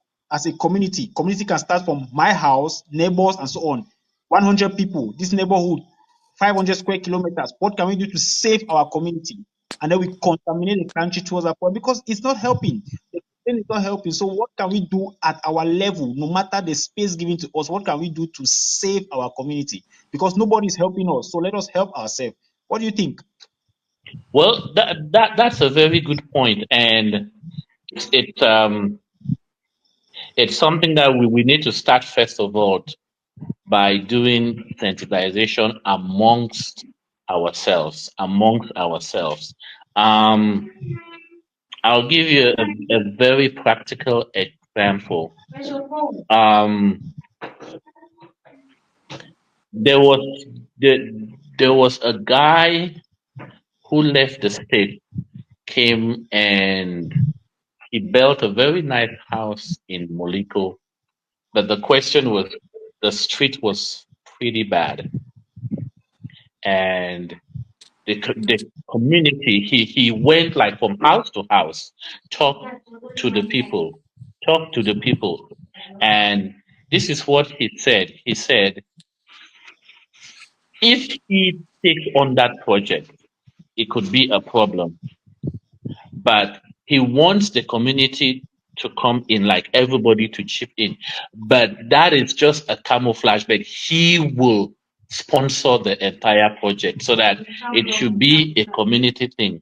You know, Yeah. people accepted, people agreed, and so on, and work started. But one person was not contented, went and ratted him out.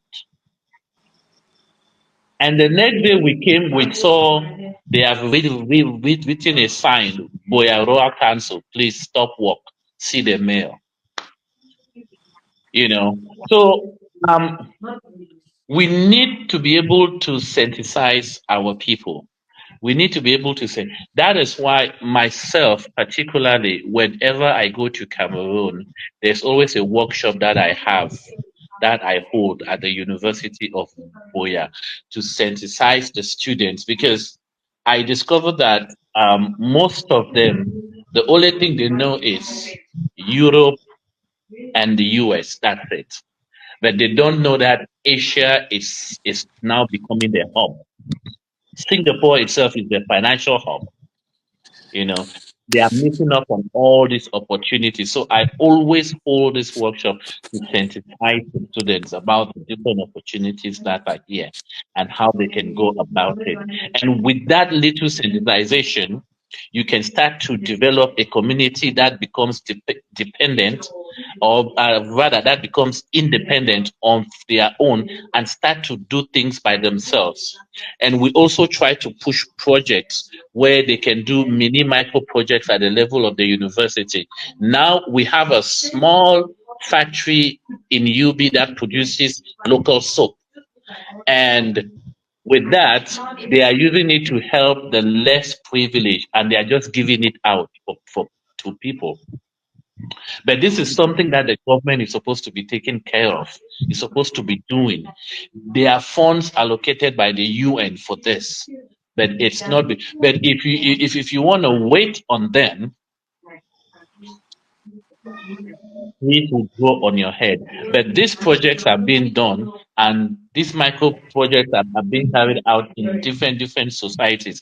And I also recently came across the paramount chief of Boya, who has complained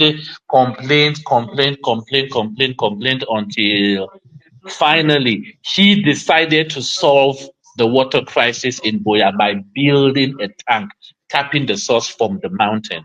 He went around the world where he raised funds for that. He went to the US, he went to the UK, he went to Germany, and he built one of the largest water reservoir tanks, tapping the source of water from the Boya mountain, which is supplying. So the Boya town area now, and gradually going down to Mbongo Square and to Clark's Quarters, they are not witnessing that water shortage again anymore. So these are the kind of people. And funny a thing enough, he's a paramount chief, but he was Western educated. He had his PhD in the US. He grew up in the US. He lived in the US, and he has realized that rather than complaining, just do it. He did something that I admired a lot. Before I came to Thailand in 2022. He volunteered. At that time, I was computer science teacher PCS at Boya. So he came for the governor's meeting. He volunteered that the next academic year, he was going to teach computer science as a guest teacher, PCS Boya. But I left before that project started. I don't know if he actually went and taught students, but he actually volunteered that I'll teach people computer science. Give me a course, give me a program and everything. I'll teach people for free. I'll inspire people. I mean, that is how a leader do, because we need his voice and we need his inspiration. Yes, he's one of the persons that I admire the most. And whenever I go back home, I always go to his palace. I visit him. We'll have a chat. Just like you said, the last December when I was there, he was also trying to spearhead a project with one private university in Boya. Is it Hipmat? Something of that sort, where he was trying to start a project to educate these youths to be sufficient and economic by themselves, sufficiency philosophy, so that they can innovate. They shouldn't wait on people, that they can go ahead and start doing things by themselves. And I was even saying this time around, when I go back, I would go back and ask him, how far has he gone? Because this is somebody who has realized that rather than complaining. I mean, look at the huge convention center that he's about to put up, not asking money from the government. But you will discover that when that convention center will be functioning, government or officials will be holding functions there. Oh, You know, yeah. They are the ones who I have wish. activities. It will not surprise, because they are the ones who have activities and seminars all the time, right? So Exactly. they'll probably make use of it. I mean, just like you're saying, there's a program. There's a program in Cameroon where they have these junior parliamentarians. They take Yes. students and organize, they train them, right? Have seminars. But do you know that these students have never used the parliamentarian flat for the launching of their hotel as junior parliamentarians? Nobody's funding that for them. I mean, then what is the purpose of them being a parliamentarian at the junior level if they cannot use their own flat as parliamentarian flat? You get, so that is just a double standard in the government that I don't understand. I mean, there's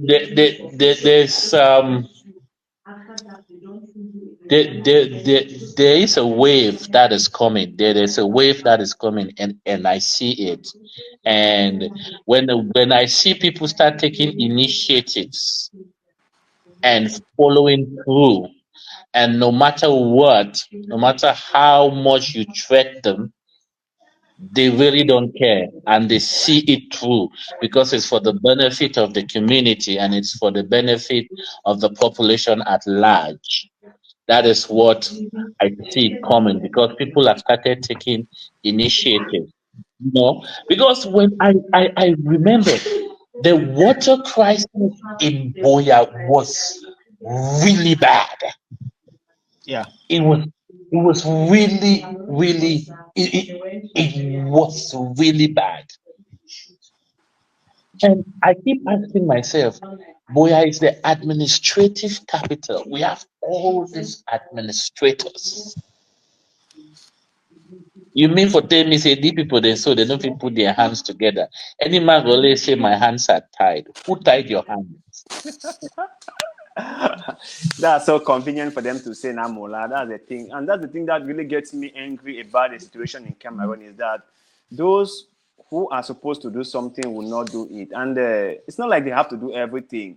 At least just do one thing at a time, and gradually we'll get everything done. But no, they won't do a single thing, and they'll keep on complaining. And they've kind of drilled this mentality down into us. Like Mola said, my hands are tied, or maybe I'm not in control, or maybe we are being influenced by external forces. All those things are just lies, because they are the one embezzling from state coffers. They are the ones stealing funds from the treasury. They are the ones making bottlenecks within every single thing you want to do in Cameroon. So how come you guys are able to do those ones successfully and get money into your pocket, but to give us, the common people, a single road to go somewhere, your hands are tied?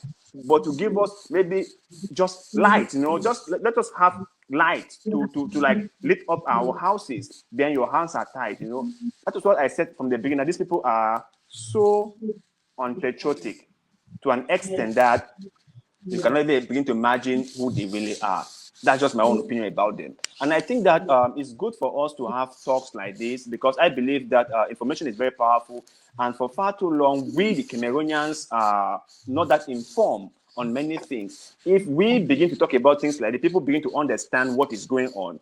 A day will come when people will realize that they have to do something to change the nation as a whole, and the nation will change. Definitely. Definitely. If you look at even here in Thailand, the very project that Cameroon is trying to enforce, it's been enforced here in Thailand as well. with the junior parliaments, and they actually led these kids to be part of making the rules, making the laws, and so on. When you go to the government house, these kids, it's like it's coming from all over, and they actually have something that they work towards, and they actually implement it,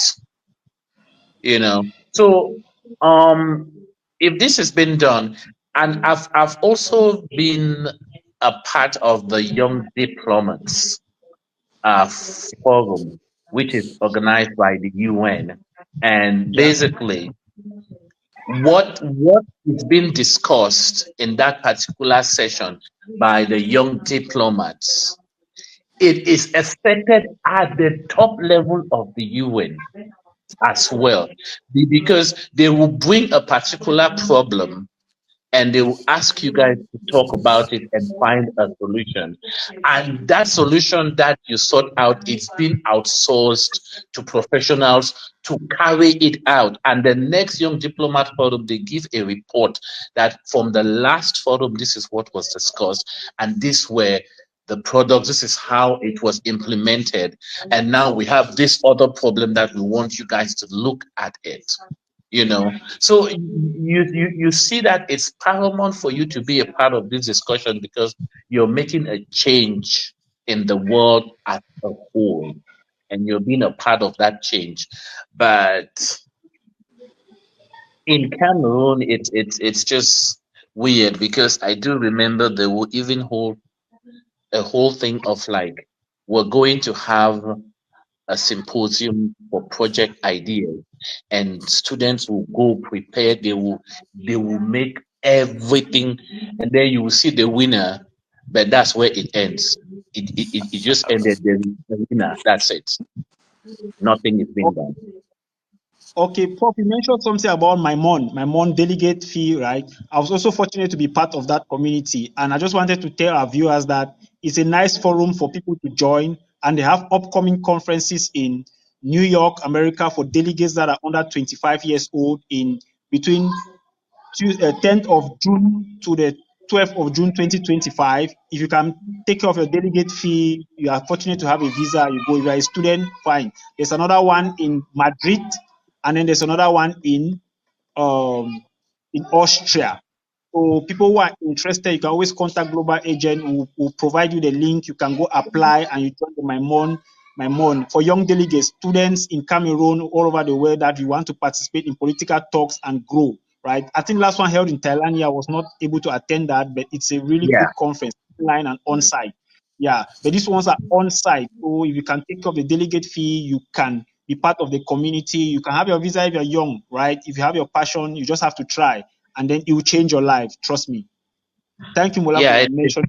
It's really useful. It's very, very effective. It's very, very effective. And all these programs, they make you understand that change can start within you, and you must not wait for somebody to tell you to effect change, because the little things that you do, the little things that you say are very, very important in the life of one or two persons that you come across. So, Yeah. um, who knows? Maybe somebody watching this right now might get some inspiration to do a small startup, something somewhere, to better the community. And I keep telling people, whenever people say, "Oh, wait the Anglo Thai don't do for me," I said that's the wrong concept. What have you done for For Anglo Anglo Thai? Thai. If you haven't done anything, then just stay mute, because you are not supposed to be asking what has the community done for you, given the fact that you are in that atmosphere. That is a very privilege, for you to be part of that community. So what are you doing to help that community? you With know Mola said last time, right? Okay, Mola, just finish so that before I get to you. yes, yes. And that's the message I am pushing across, because if we all keep asking what has the community done for us, then there would be no community. because everybody is expecting something.